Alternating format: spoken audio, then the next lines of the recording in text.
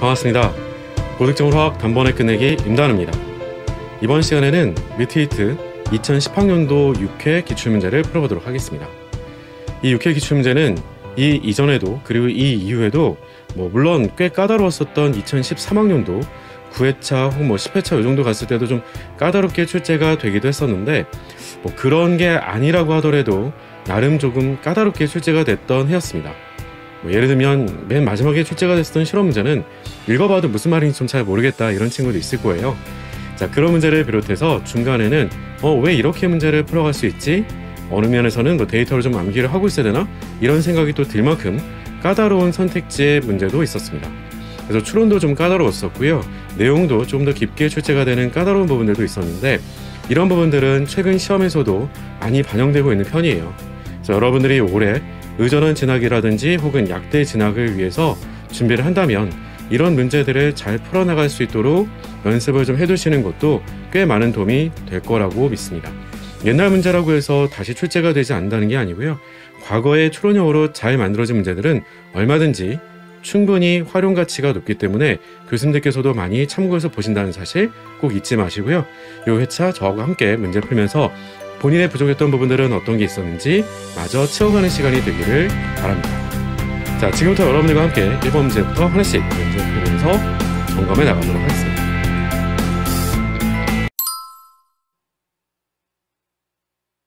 일 번 문제부터 같이 풀어보도록 할게요.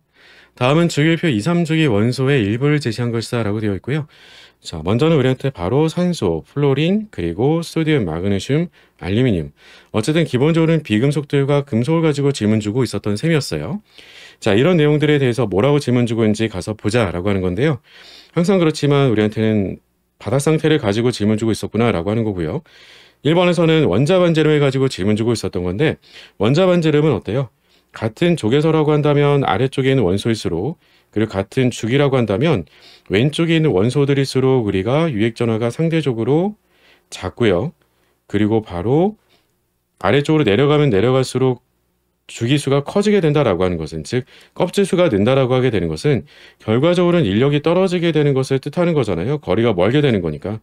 거리가 멀다라고 하는 것은 그만큼 우리한테 의미하는 바가 뭐가 되겠어요? 인력은 작은 거죠.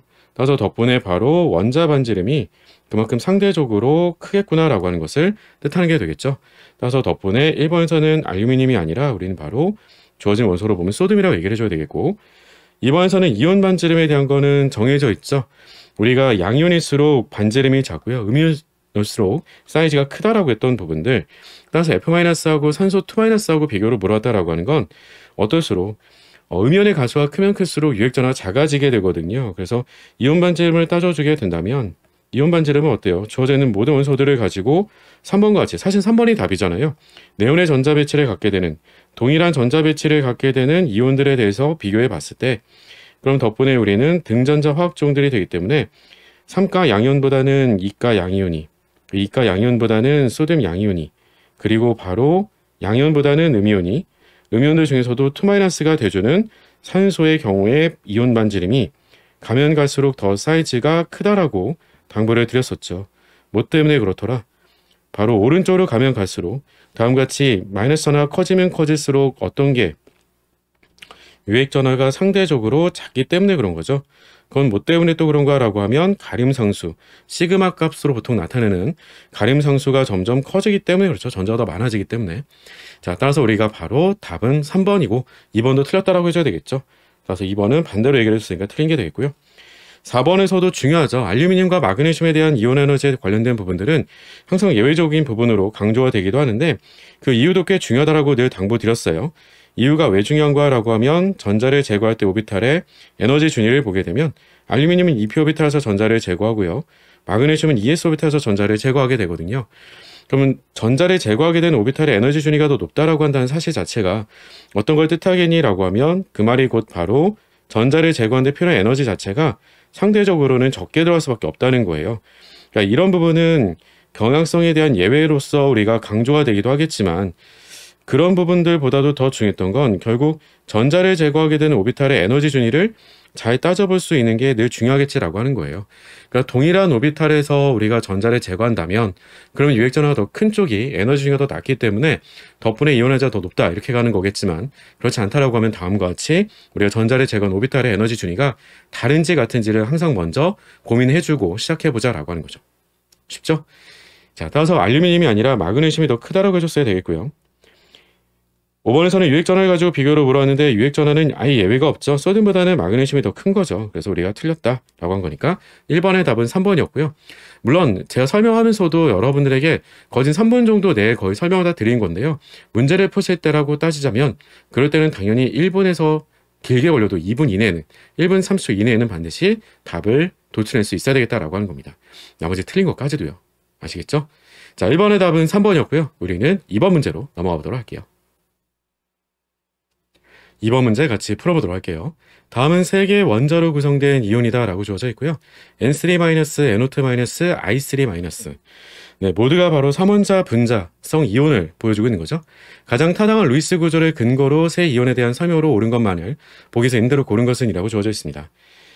실제로는 이 위에 주어져 있었던 가장 타당한 루이스 구조라는 말이 꽤 중요하죠. 이 말이 왜 중요한 거니? 라고 했을 때는 가장 타당한 루이스 구조라고 하는 건 가장 안정한 루이스 구조를 뜻하겠고 가장 안정한 루이스 구조다라고 할 부분은 다름이 아니라 우리한테는 각 원자들에 대한 형성을 따져봤을 때 그 형성화가 최소를 갖게 되는 구조가 바로 가장 타당한 루이스 구조, 가장 안정한 루이스 구조가 되더라라고 하는 거죠.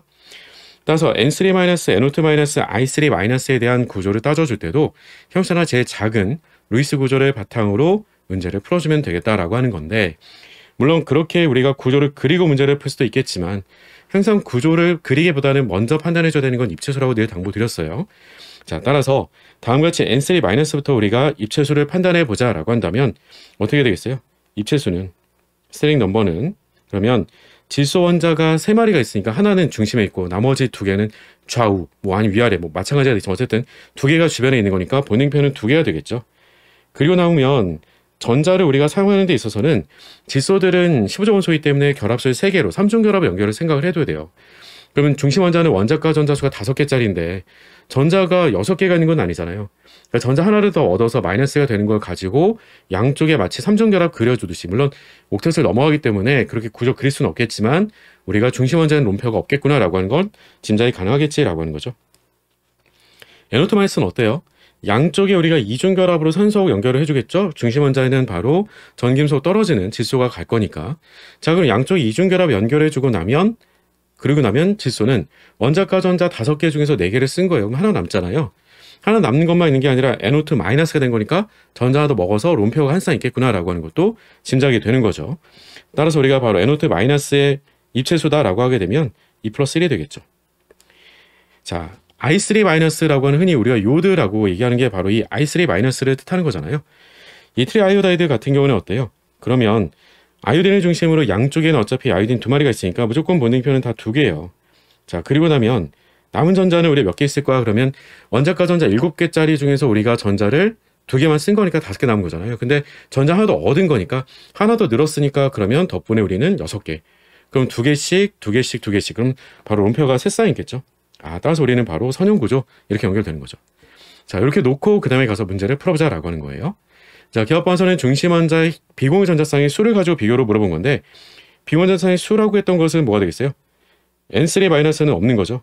그 NO2-는 한 쌍 있는 거고 그리고 I3-는 3쌍 있는 거죠. 그러니까 가장 많은 거는 I3-, NO2-, N3-. 자, 그러니까 우리가 바로 기업번은 맞다라고 해주면 되겠죠. 니은번선은 어때요? 중심 원자 형성화 값을 가지고 비교를 물어본 건데 물론 이제 이런 경우 우리가 구체적으로 구조를 그려줘도 괜찮겠지만 이미 앞서 제가 언급을 드린 것처럼 전자를 먼저 얻고 그 다음에 이동을 하게 되는 것들을 나타냈던 것처럼 그러면 덕분에 우리는 루이스 구조를 그려갈 때도 전자를 얻은 자리가 어느 거냐라고 하는 것에 맞춰가지고 그려가면 될 건데 첫 번째 있었던 N3- 같은 경우는 어때요? 문제 그렇게 그렸을 때는 양쪽에 우리가 바로 3쌍씩 되기 때문에 옥텟을 초과하잖아요. 그래서 옥텟 초과하는 것들을 해결하기 위해서 주변 원자들로 결합을 넘겨주게 되는 형태로 생각을 해보게 되면 그럼 -1의 형성을 갖게 되는 것은 주변 원자들이 되겠죠. 그래서 중심 원자는 +1의 형성을 갖게 되겠구나라고 하는 걸 알 수가 있게 되겠고요. 자, 그리고 NO2-에서는 어때요? 질소가 있겠고 양쪽의 이중결합으로 롬페어를 가운데 한 쌍 그린다? 네, 한 쌍 있는 것까지는 문제가 아닌데 그 덕분에 옥텟을 초과하게 되는 거니까 한쪽의 결합은 끊어가지고 반대쪽으로 넘겨서 주변자 쪽에 마이너스 1의 형전화가 가도록 만들어줄 필요는 있긴 하겠죠. 그래서 형전화 제로가 되겠고요. 자, 그리고 I3- 같은 경우는 넘기고 싶어서 넘길 수가 없어요. 아이오딘 주변에 아이오딘과는 단일 결합으로만 연결이 되어 있기 때문에 다중결합 연결이 없는, 즉 파이결합 연결이 없었기 때문에 주변 넘겨줄 수 있는 것 자체가 없잖아요. 그러니까 전자를 얻었던 것 자체를 바로 중심 원자의 표시 가져가면서 그대로 그게 형전화가 되는 거니까 형전화가 가장 작을 수밖에 없는 건 바로 I3-가 되겠죠. 그리고 가장 높은 건 N3-의 바로 요 플러스 1가가 되겠고요. 따라서 플러스 1가 제로, 마이너스 1가가 돼주는 거니까 따라서 니은번도 맞는 말이 되겠죠. 마지막 디귿번, 세 이온은 모두가 다 선형 구조를 간다라고 했는데 선형 구조를 가질 수는 없죠. 누구 때는 안 되는 거야 라고 하면 요 2 플러스 1 때문에 안 되는 거잖아요. 이 구조가 바로 우리한테는 구분형인 것을 뜻하는 거지 라고 하는 거죠. 물론 양쪽에 있었던 애들은 다 선형이 되겠고요. 따라서 우리가 디귿번은 틀린 거니까 따라서 답은 4번 이렇게 풀어주시면 되겠죠. 간단하죠? 이번의 답은 4번이었고요. 우리는 3번 문제로 이어서 풀어가 보도록 할게요. 3번 문제 같이 풀어보도록 할게요. 표는 수행에서 몇 가지 화학 중에 산해리 상수를 나타낸 것이다 라고 되어 있고요. 6.3 곱하기 10^4 4제곱, 10^4 10제곱 다양하게 주어져 있어요. 자, 그런데 숫자를 보더라도 어차피 초기 농도가 같이 주어진 것도 아니기 때문에 계산은 아닐 것 같고요. 우리한테는 그러면 상대적으로 살인 세기를 비교하거나 그 짝에 해당되는 염기들에 대한 세기를 비교로 물어볼 수도 있겠구나 라고 하는 정도를 가지고 선택지를 바로 가시면 되겠죠. 자, 표는 자료에 근거하여 설명한 것으로 옳은 것만을 보기서 임대로 골라라 라고 얘기해주고 있고요. 아래쪽 선택지를 보고 바로 문제를 풀어가주면 될 것 같아요. 자, 기억번에서는 MgF2의 용해도는 0.01몰 농도의 염산수에서보다 물에서 더 크다라고 얘기를 했는데 이 말은 맞지 않는 말이죠. 뭐 때문에 맞지 않는 거라고 하는 근거는 필요할 건데요. 그 근거라고 하는 것과 함께 복습 겸해서 좀 더 강조를 해보자 라고 하면 이런 거죠. MgF2의 용해도를 따져주는데 원래는 그냥 순수한 물에서다라고 하게 되면 MgF2를 넣어주면 어떻게 돼요? 용해도라고 하는 표현을 썼던 것처럼 이온결합 화합물은 상온 1기압에서는 우리가 고체 상태로 존재를 하게 되는, 안정하게 이온결합 화합물이 고체상으로 존재를 하게 되는데 물에 넣어주게 되면 이런 녀석들은 특별하게 이온들이 결합이 되지 않는 이상에는 이온화가 잘 안 된다는 거잖아요. 사실은 이온화가 잘 안 돼서 간신히 이온화가 이렇게 이루어지면서 녹아서 평형 상태에 도달하게 되는 것이고, 그 덕분에 다음같이 마그네슘 이가 양이온과 같이 개수가 1인 것을 가지고 우리는 용해도를 읽어줄 수 있겠지라고 하는 거죠. 자, 문제는 여기다가 만약에 내가 산성수용액, 즉 염산수액 같은 산성수에서 녹여준다 라고 한다면 어떤 일이 함께 벌어지겠니 라고 하는 건데, 다음같이 바로 MgF2에서 녹아서 나오게 되는 두 개의 F-는 산과 만나면 HF로 바뀌게 되는 거잖아요. 근데 그 HF로 바뀌는 건 어때요? 즉 6.3 곱하기 10^4 4제곱에 해당되는 것에 우리가 바로 마이너스 1제곱이 돼주는 게 HF 생성 반응이 돼줘요. 그러니까 그러면 굉장히 빠르게 우리가 F-가 소진되는 것을 생각해 둘 수가 있겠고, 그만큼 정말도 유도가 되겠고, 덕분에 우리는 용해도가 증가돼주겠죠. 그걸 하나로 묶어서 나타내보자라고 하면 다음같이 쓴다는 거죠. 실제로 우리가 바로 두 개 H 플러스인 바로 염산에서의 산과 반응을 통해서 마그네슘 플러스가 녹아서 나오는 것과 동시에 그럼 두 개 바로 HF로 우리가 바뀌어지게 되는 거니까 덕분에 원래 있었던 평형상수, 즉 K스펙 값을 알려주지 않아도 상관이 없죠. 여기다가 우리가 바로 고비돼주는 건 앞서 언급을 했던 것처럼 사내리 상수, HF의 사내리 반응에 해당되는 것의 역반응인데, 그 역반응에 대한 것도 우리가 바로 개수가 2배로서, 즉 제곱배만큼 우리가 커지게 되는 거니까 평형상수가 전체적으로 굉장히 커지게 된다는 거죠. 덕분에 우리가 바로 용해도가 증가가 되더라. 그러니 우리가 바로 염산수에서의 용해도가 순수한 물에서보다 당연히 클 수밖에 없겠죠. 따라서 기억번은 틀렸고요. 니은에서는 0.01몰 농도의 Na4CN 수용액은 액성이 염기성이냐 라고 질문 주고 있어요. 이 수용의 액성을 판단해 주는 건 뭐가 되겠니 라고 하는 건데, 앞서 위에서도 제가 MgF2의 이온결합 화합물에 관련된 부분 언급을 드린 것처럼 이 두 번째 니은번에 있었던 선택지에서의 NH4CN도 마찬가지죠. 일단 물에 넣어주게 됐을 때 이 이온결합 화합물들은 물 바깥에서는 안정한 고체상으로 존재를 하겠지만 수익상으로 들어오게 되면 바로 암모늄 이온과 우리가 바로 CN-라고 하게 되는 음이온으로서 우리가 100% 해리가 되더라라고 하는 것부터 일단 알아볼 수 있어야 돼요. 즉 이 이온결합 화합물이 수용액으로 들어가게 되면 100% 해리가 다 되는 거구나. 근데 문제는 그 다음인 거죠. NH4 플러스 암모늄 이온도 산으로 작용하고 CN 마이너스 사이아나이드도 우리가 염기로 작용하기 때문에 누가 더 이 수용액의 액성을 지배할 만큼 강할 거냐라고 하는 게 필요할 텐데요. 그 강할 거냐라고 하는 것을 지배하는 것은 바로 평형상수가 되겠죠. 그래서 평형상수를 생각해 보게 되면 CN-는 어때요? CN-가 되는 거니까 6.2 곱하기 시너스 10제곱을 가지고 볼 게 아니라 그 짝관계를 가지고 봐줘야 되겠죠.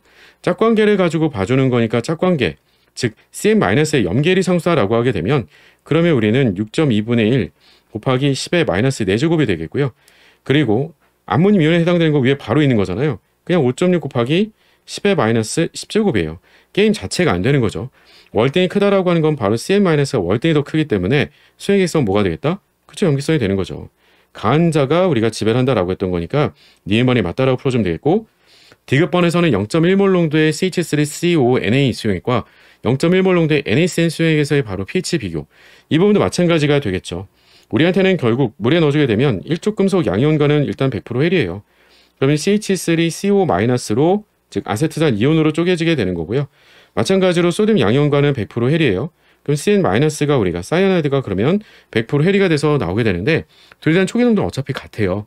그럼 이거도 마찬가지라는 거죠. 이걸 직접적으로 비교하는 게 아니라 이들에 대한 짝관계 CH3COH 그리고 바로 HCN이라고 할 수 있는 서로의 짝관계 사내리 상수를 위해서 비교로 보니까 어때요? 월등히 더 큰 거는 아세트산이 월등히 사내리 상수가 더 큰 거죠. 크다는 얘기는 무슨 말이 되겠어요? 반대로 CN-의 염계리 상수가 더 크겠구나라고 하는, 즉 염기세가 더 세겠구나라고 하는 것을 알 수가 있겠고요. 그 말은 곧 우리한테 바로 그 수액의 OH-의 농도가 더 높겠구나라고 하는 것을 뜻하게 되겠고요. 그 말인즉슨 우리한테 바로 pH가 더 높겠구나라고 하는 것으로 연결할 수 있겠지라고 하는 거죠. 따라서 덕분에 pH가 더 높다라고 했으니까 아세트산 이온이, 이 말은 틀린 말이 되겠죠. 반대로 얘기한 거니까 디귿번은 틀렸다. 따라서 답은 2번 이렇게 풀어주시면 되겠죠. 그러니까 여기는 사실상 어디에도 계산은 없었던 거죠. 여러분들이 추론을 통해서 간단하게 비교해 줄 수 있으면 되는데 직접적인 염계리 상수라든지 사내리 상수를 구하는 건 절대로 아니다라고 하는 것. 아시겠죠? 다시 한번 당부드리는 거니까 문제를 푸실 때 혹시라도 계산해 보셨다면 그런 계산 없이 답을 빠르게 낼 수 있도록 여러분들이 추론할 수 있는 연습을 다시 한번 좀 당부해 드리도록 할게요. 자, 이어서 우리는 4번 문제로 넘어가 보도록 할게요. 4번 문제 같이 풀어보도록 할게요. 다음은 298켈빈에서 메테인의 연소에 대한 열화학 반응식이다라고 주어져 있고요. 연소 반응에 관련된 부분들은 우리 너무 잘 알고 있는데 이때 반응 탈피가 마이너스 890kJ이라고 하는 연소열에 대한 것을 보여주고 있어요. 자, 다른 것들은 손댈 것 자체가 없어요. 바로 선택지 보도록 할게요. 기업번 반응 엔트로피는 0보다 작은 게 맞냐라고 얘기했는데 네, 기업번은 맞는 말이 돼주겠죠. 이건 아예 이렇게 암기를 하셔도 되는데요. 그러니까 기업번은 맞다. 어떤 걸 보고서 맞다라고 하는 거야 라고 했던 건 두 가지가 있어요. 가장 근본이 되는 건 다름이 아니라 기체상의 입자수 변화를 보는 거죠. 기체상이 메테인 1몰이 반응을 할 때 써져 있지 않지만 그리고 산소 기체가 2몰이 반응할 때 CO2는 1몰만 생성이 됐었고요. 뒤에는 액체상 2몰이 생성된 거예요. 그러니까 액체상 상관이 없잖아요. 따라서 우리한테는 바로 개수를 통해서 기체상의 입자수의 개수 변화를 통해서 입자수가 감소가 되는 반응인 거니까 기업번은 맞다 라고 풀어줄 수 있는데 이보다도 시간을 더 줄여서 문제를 푼다라고 한다면 다름이 아니라 연소 반응인 경우에는 항상이에요. 그러니까 연소 반응은 우리가 흔히 얘기해서 항상 발열 반응인 동시에 기체상의 입자수가 감소가 되는 반응이다 라고 기억하고 계셔도 괜찮습니다. 아시겠죠? 물론 안정한 연소 생성물이 만들어질 때 얘기예요. 아주 쉽게는 물이 만들어지기 때문이야 라고 기억하셔도 돼요. 아시겠죠? 산소랑 반응하게 되는 연소 반응에 대한 특징을 가지고 다시 한번 좀 당부를 드렸고요. 니은번은 그러니 보자마자 틀린 게 되겠죠. 같은 얘기라는 거죠. 내부 에너지 변화하고 반응 엔탈피 변화하고에 관련된 부분을 가지고 보자면 반응 엔탈피 변화, 즉 델타 H 너트라고 했던 부분은 내부 에너지 변화하고 어떤 관계라고 쓸 거라고 하면 기본이 P 델타 V잖아요. 1으로부터 갖고 온 거니까. 그래서 이걸 바꿔서 쓰게 된다면 그건 다름이 아니라 바로 델타 NG RT가 돼주겠죠. 따라서 입자수 변화가 감소가 되는 반응이 되기 때문에 빼줘야지 같은 거니까 누가 더 크니라고 했을 때는 그쵸, 내부 에너지 변화가 더 큰 거겠죠. 빼줘야지 같은 거니까. 일단 니은번은 틀렸고요. 디귿번에서는 0.5몰에 해당되는 메테인과 산소 기체 분자 1몰이 반응을 해서 주위에 할 수 있는 일의 최대량은 이라고 얘기해주고 있는데 그 값이 445kJ이 될 거냐라고 얘기를 했을 때 네, 디귿번도 틀렸다라고 풀어줘야 되겠죠. 아니 이것도 어떻게 순도한식으로 답이 틀렸다라고 바로 나옵니까? 라고 할 수도 있는데요. 일단은 제일 먼저 눈에 띌 부분은 일의 최대량이었어요. 일의 최대량에 관련된 부분은 암기가 좀 되어 있기도 해야 되겠죠, 여러분들이. 그 말의 의미가 뭔데? 그러면 그게 곧 바로 델타 G너트를 뜻하는 거잖아요. 델타 G너트가 마이너스 W max니까요. 그래서 흔히 우리가 바로 자발적인 변화 과정이 있어줘야 그래야지 우리가 걔로부터 얻을 수 있는 일의 최대량을 비팽창 최대일을 우리가 얻어낼 수 있다 이렇게 얘기를 하게 되는 건데, 자, 이 부분에 대해서 그러면 우리는 왜 굳이 445kJ과 비교로 물어봤겠니? 라고 하는 건데, 이 값은 정의로 우리가 얘기해 줬을 때 델타 H너트 빼기 우리가 바로 T 델타 S너트가 돼주겠고요. 자, 문제는 입자수 변화가 바로 마이너스 값을 간다라고 하는 것을 기억번에서 질문 준 것처럼 바로 입자수가 감소가 되는 반응이에요. 그러면 마이너스에 마이너스가 되는 거니까 플러스가 돼서 더해져야지 델타 G너트 값이 되더라라고 하는 게 될 거잖아요. 거기다가 양적인 부분에 대한 것은 절반으로 줄여가지고 반응시켜 주겠다라고 얘기해주고 있었거든요. 그 말인즉슨 저도 델타 H너트를 기준으로 봤을 때 뭐라고 얘기할래라고 하면 890kJ, 물론 마이너스 890kJ이 돼주겠죠. 이 값에다가 우리가 바로 뒤쪽에 해당되는 부분은 플러스 값으로 얼마만큼 어쨌든 더해 줄 거란 말이에요. 그리고 양을 절반으로 반응시켜 준 거니까 절반으로 나눠가지고 따져주게 된다면 우리한테 제공해 줄 수 있는 에너지의 크기가 최소화하는 그 값이, 즉 이 지금 계산된 값을 가지고 우리는 절대값 씌워서 그 크기 값으로 얘기할 거니까 445보다는 적은 양을 우리한테 줄 수밖에 없는 거잖아요. 뒤에 더해주게 된 게 있었으니까. 따라서 우리가 바로 이다가 아니라 보다 크다가 아니라 이 값보다는 작다라고 우리가 바꿔줄 수 있어야 되겠다라고 하는 게 되겠죠. 따라서 답은 1번이라고 풀어주면 되겠죠. 어떤가요? 기억번, 니은번 되게 쉽기도 하고 그렇지만 입자수 변화를 가지고 물어볼 수 있는 다양한 내용들을 하나의 문항 안에서 묶어서 물어보고 있는 걸 알 수가 있을 거고요. 이런 생각들이 빠르게 전환이 잘 안 됐던 분들이라면 이 4번 문제 하나 가지고도 여러분들이 여러 번 반복해서 문제를 푸시면서 숙달시켜 놓으셨으면 더 좋겠다라고 하는 겁니다. 아시겠죠? 자, 4번의 답은 기억번 1번이었었고요. 우리는 5번 문제로 이어서 문제 풀어보도록 할게요. 5번 문제 같이 풀어보도록 할게요. 그림가는 벤젠의 원자가 결합 모형을 나타낸 것이고 나는 가에 탄소 2p 오비탈로 만들어진 파이 분자 궤도 함수의 에너지 준위와 바닥 상태의 전자 배치를 나타낸 것이다 라고 주어져 있어요. 자, 일단은 문제를 먼저 빠르게 풀고요. 그 다음에 추가적인 설명을 같이 곁들여서 보도록 할게요. 벤젠을 가지고 줬기 때문에 다음과 같이 가의 구조 상으로서는 우리가 바로 구체적인 루이스 구조는 머릿속에 잘 안 그려질 거예요. 기본적으로 우리가 알고 있는 벤젠이다라고 하게 되면 육각형의 고리형 구조를 뜻하고 있는 탄화수 화물인 거잖아요. 물론 여기다가 우리가 다중결합이 3개가 붙게 되는 거죠. 파이 결합이 3개가 달라붙는데 번갈아 가면서 하나 건너뛰면서 하나씩 있게 되는 컨주게이션 된 형태를 띠고 있더라라고 하는 거죠. 그래서 우리가 컨주게이션 되어 있더라라고 하는 거, 그런 부분들만 잘 우리가 숙지해 두고 있다면 어려운 내용들은 아닐 거다라고 생각이 들고요. 그래서 각각의 탄소들은 우리가 바로 sp2 원성으로 결합을 할 거야 라고 하는 것 정도는 기본적으로 배경 지식을 가지고 있을 거라는 얘기예요. 자, 1번 선의 가에서는 우리가 6개의 파이 결합이 있다라고 했는데 6개는 아닌 거잖아요. 우리가 바로 3개라고 바꿔주면 되겠고, 2번 선의 가에서 탄소 원자는 sp2 원성 궤도 함수를 갖고 있더라. 이 말이 맞는 말인 거니까 답은 2번. 한 이쯤 되면 10초 정도면 답이 나올 수 있겠죠. 자, 3번 선은 나에서는 E2의 전자가 E3로 역일하게 되면 이라고 얘기했었고 탄소 평균 결합끼리는 감소가 된다라고 얘기했었는데 지금 이 오른쪽에 있는 분자 궤도 함수가 뭔지는 몰라도 바닥 상태의 전자 배치로부터 에너지 준위가 더 높은 쪽으로 전자가 더 들떠서 올라간다라고 하는 건 에너지를 먹어서 우리가 더 불안정한 상태로 바꿔준다는 거잖아요. 여기서 역이라고 하는 건 익사이티드를 뜻하는 거예요. 들뜬다라고 하는 거. 자, 그럼 덕분에 들뜨게 되는 덕분에 우리는 탄소 사이 결합 길이가 감소될 거니라고 하는 건 에너지를 먹은 것만큼 그만큼 우리한테는 어떤 의미가 되겠니 생각해 보면 결합 에너지가 일부분은 어쨌든 결합이 끊어진 데 필요한 에너지로 갖다 쓰게 될 거니까 줄어들 수밖에 없겠죠. 그러니 따라서 덕분에 우리는 결합 길이는 증가가 돼주겠죠. 감소가 되는 거 일단은 말이 안 될 거다라고 하는 거고요. 4번에서는 그럼 나에서 이 원의 파이 분자 궤도 함수는 반결합성 궤도 함수라고 하는데 이 지금 주어져 있는 것들 가운데서 이 원은 어땠어요? 가장 에너지 준위가 낮았어요. 최저로 낮은 거니까 낮다라고 하는 것은 뭐가 되겠어요? 낮다라고 하는 건 그만큼 안정하다는 거예요. 안정한 게 어떻게 반결합성이 되겠어요? 최소한 못해도 결합성이라고 얘기를 해줘야 되겠지라고 하는 거죠. 자, 5번에서는 상자기성 물질이라고 하는데 상자기성도 말이 안 맞죠. 왜냐하면 홀전자가 있어야 되는데 홀전자가 없어요. 그래서 홀전자가 없기 때문에 반자기성이 돼주겠죠. 굉장히 단순한 문제였고 그래서 답을 아주 쉽게 뽑아낼 수가 있는데 이 오른쪽에 나에서는 우리가 부가적으로는 이 에너지 준위 도표, 즉 분자합탈을 나타내주고 있는 이 에너지 준위 도표는 머릿속에 그려낼 수 있어야 되겠죠. 암기가 좀 될 필요는 있는 거겠죠. 왜냐라고 하면 이 E1, E2, E3, E4라고 나눠지게 되는 것들은 결국은 파이 분자 궤도 함수에 관련된, 즉 파이 결합에 해당되는 것들을 가지고 분자 궤도 함수로 나타내 준 거잖아요. 즉 이피오비탈들을 통해서 나타내주는 분자 궤도 함수다라고 하는 거고요. 이피오비탈들을 가지고 나타냈을 때 그보다 에너지 준위가 낮은 것, 에너지 준위가 높은 것, 이렇게 구별을 하게 될 수 있을 텐데, 높은 쪽은 우리가 바로 반결합성이 돼주겠고요. 그리고 낮은 쪽은 당연히 결합성이 돼주겠죠. 그래서 결합성 오비탈의 전자가 모두 다 꽉 채워져 있기 때문에 덕분에 우리는 반자율성이 되는 것과 동시에 바로 E2에서 E3로 전자전이가 일어난다라고 하게 되는 건 바로 결합 차 자체가 줄어드는 것을 뜻하는 게 되겠죠. 즉 결합 에너지가 줄어드는 걸 뜻하는 게 되겠죠. 같은 맥락이었다라고 하는 거였어요. 자, 덕분에 우리가 바로 답은 아주 손쉽게 찾아갈 수 있겠구나라고 하는 걸 보여주는 문제였었고요. 자, 여기서 한 가지만 더 구별을 좀 해두자라고 하는 건 바로 마디수입니다.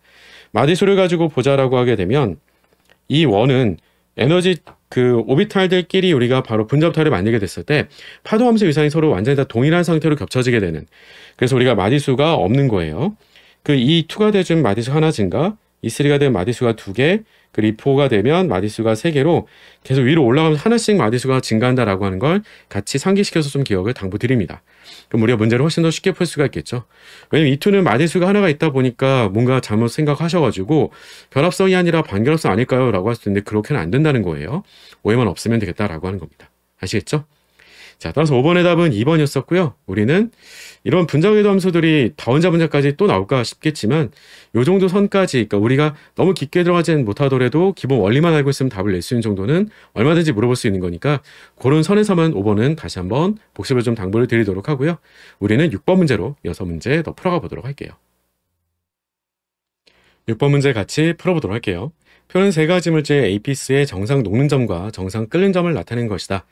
APC는 소디움, 염화소디움, 나프탈렌 중 하나이다 라고 주어져 있고요. 이 아래쪽의 선택지들은 이제 1번부터 7번까지 제가 다중 선택지로 나올 수 있는 모든 선택지들을 다 만들어 놓은 건데 PT시험에 이제 그렇게 나오다 보니까 좀 해놓긴 했지만, 원래 이 문제가 오지선다로 출제가 됐던 선택지들은 이 문제 답을 찾아갈 수 있도록 선택지 구성이 이루어지기도 했었어요. 그러니까 그런 부분들까지 착안해가지고 거꾸로 문제를 풀어갈 수 있도록 유도를 해주고 있는데, 일단은 제일 먼저 눈에 띄는 부분 가운데 하나는 25도씨 1기압에서 라고 하는 조건이었어요. 이 조건을 바탕으로 문제를 풀어주자라고 했던 거니까 다음 같은 조건에서 라고 한다면 주어져 있는 물질들의 녹는 점 등을 가지고 봤을 때 이 모든 물질들은 전부 다 고체상으로 있다라고 하는 걸 알 수가 있겠죠. 그래서 APC 모두가 일단은 다 고체상이었어요. 고체상인데 녹는 점이 훨씬 더 높은 애도 있고 녹는 점이 대체로 좀 낮은 애도 있다라고 하는 게 보여지고 있었으니까 일단은 주어져 있는 물질들 가운데서 우리가 녹는 점이 가장 높을 수 있는 건 누가 되겠니라고 하면 일단 이온결합 화합물이 되겠죠. 이온결합이 워낙 단단한 거니까요. 그래서 NaCl이 일단은 C라고 하는 거 제일 먼저 찾아줄 수가 있게 되겠고요. 나머지 두 가지는 소듐하고 바로 나프탈렌이거든요. 나프탈렌은 분자성 물질이죠. 그리고 소듐은 어쨌든 금속 결정을 이루고 있는 금속성 물질이에요. 그럼 분자성 물질이 우리가 분자간 인력이 크겠어요? 아니면 금속성 물질이 분자간 인력이 크겠어요? 그쵸. 예, 적어도 우리가 끓는 점이 월등히 더 높은 게 B였기 때문에 우리한테는 그 결과를 가지고 봤을 때 어떻게 볼 수 있더라? 따라서 바로 B가 소듐이다.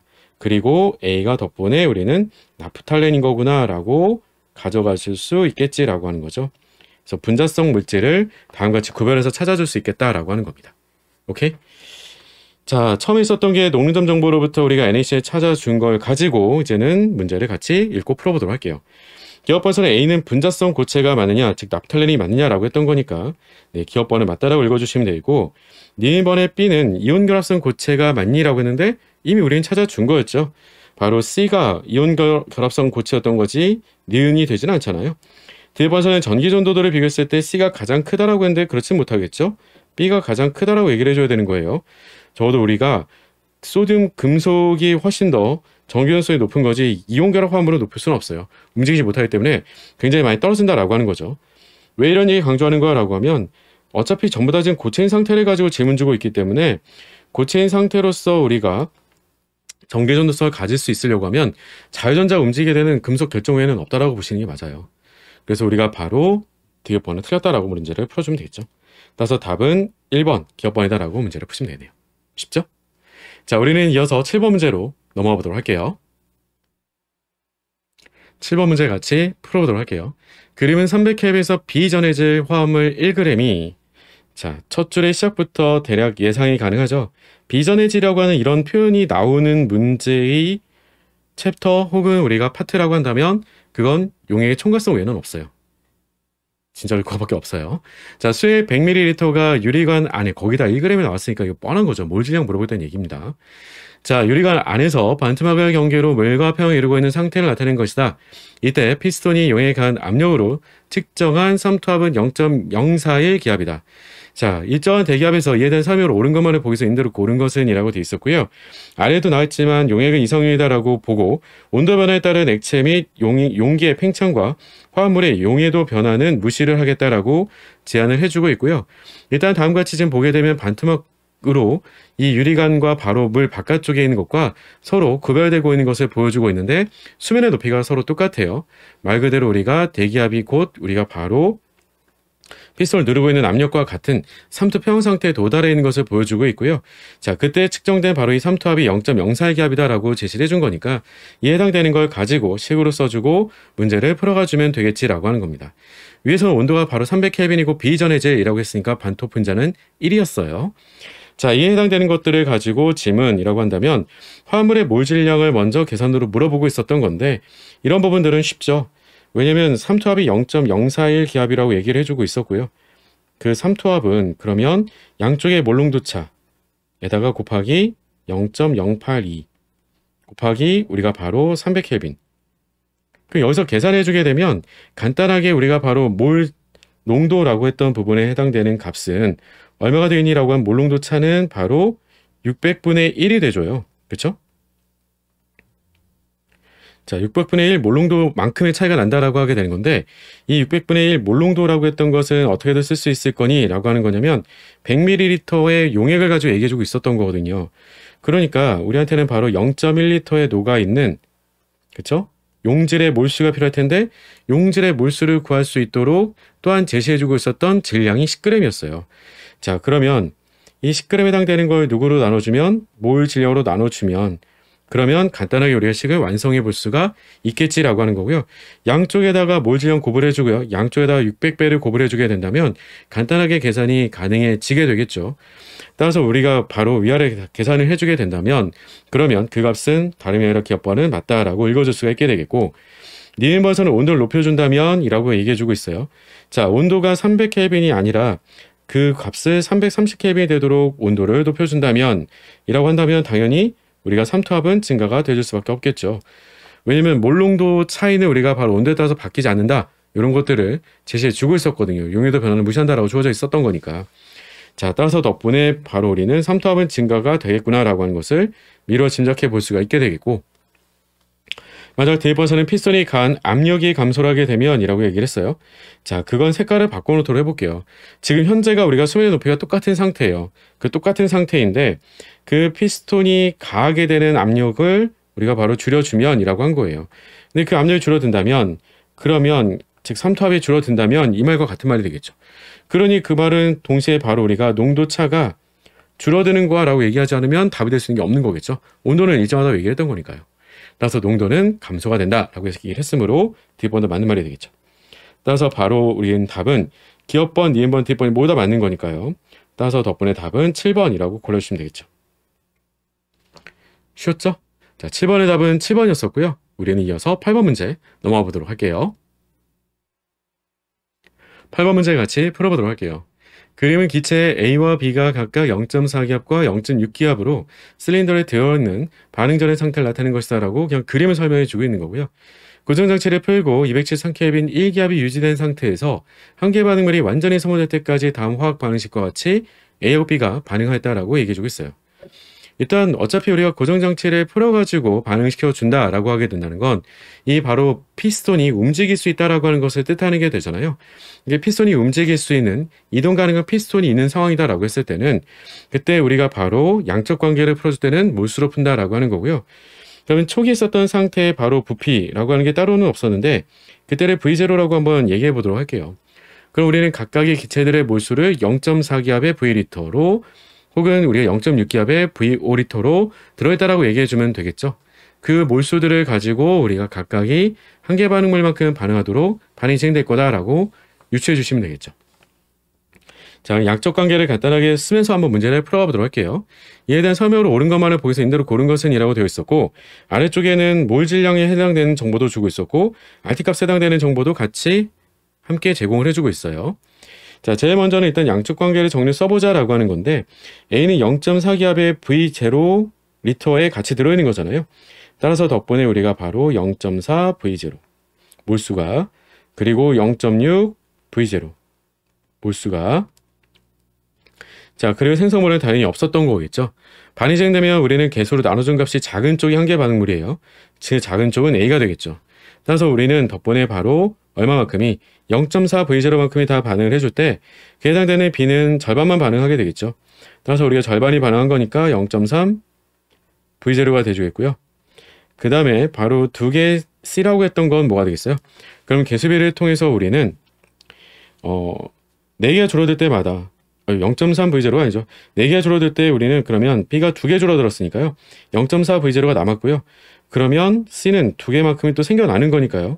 0.4 V0로 생겨났구나라고 작성해 볼 수가 있겠죠. 그래서 반응 전과 후를 우리가 바로 비교로 한꺼번에 나타낼 수 있겠다라고 하는 거고요. 그래서 반응 전의 상황, 그리고 반응 후의 상황이요. 변화량에 대한 건 개수비를 가지고 풀어주면 되는 거니까요. 따라서 전체적인 우리가 몰수라고 하는 건 합쳐주게 된 거니까 V0 몰에서 우리가 0.8 V0 몰로 몰수가 감소됐다라고 얘기를 해줘야 되겠죠. 자, 그에 해당되는 내용들을 가지고도 뭐라고 또 물어볼지 같이 살펴보도록 할게요. 일단 기업번에서는 반응 전의 혼합기체의 밀도를 물어봤어요. 혼합기체에 해당되는 밀도라고 하는 거는 공식을 가지고 작성을 해줘야지 답을 내줄 수가 있게 되겠죠. 자, 그 공식이 뭐가 되겠니? 라고 하는 건데 그 공식은 다음같이 쓸 수 있을 거예요.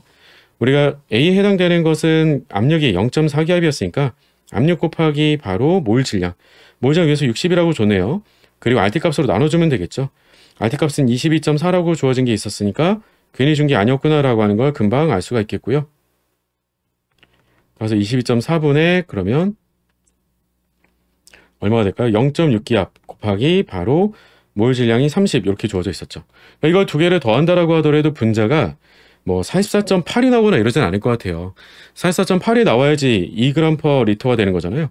따라서 우리가 밀도는 틀렸다라고 해주면 되고, 니은버서는 반응 후에 기체 C의 부분 압력은 0.5기압이 되는 게 맞는 거니? 라고 했는데 어차피 대기압 1기압은 그대로 일정하게 유지해요.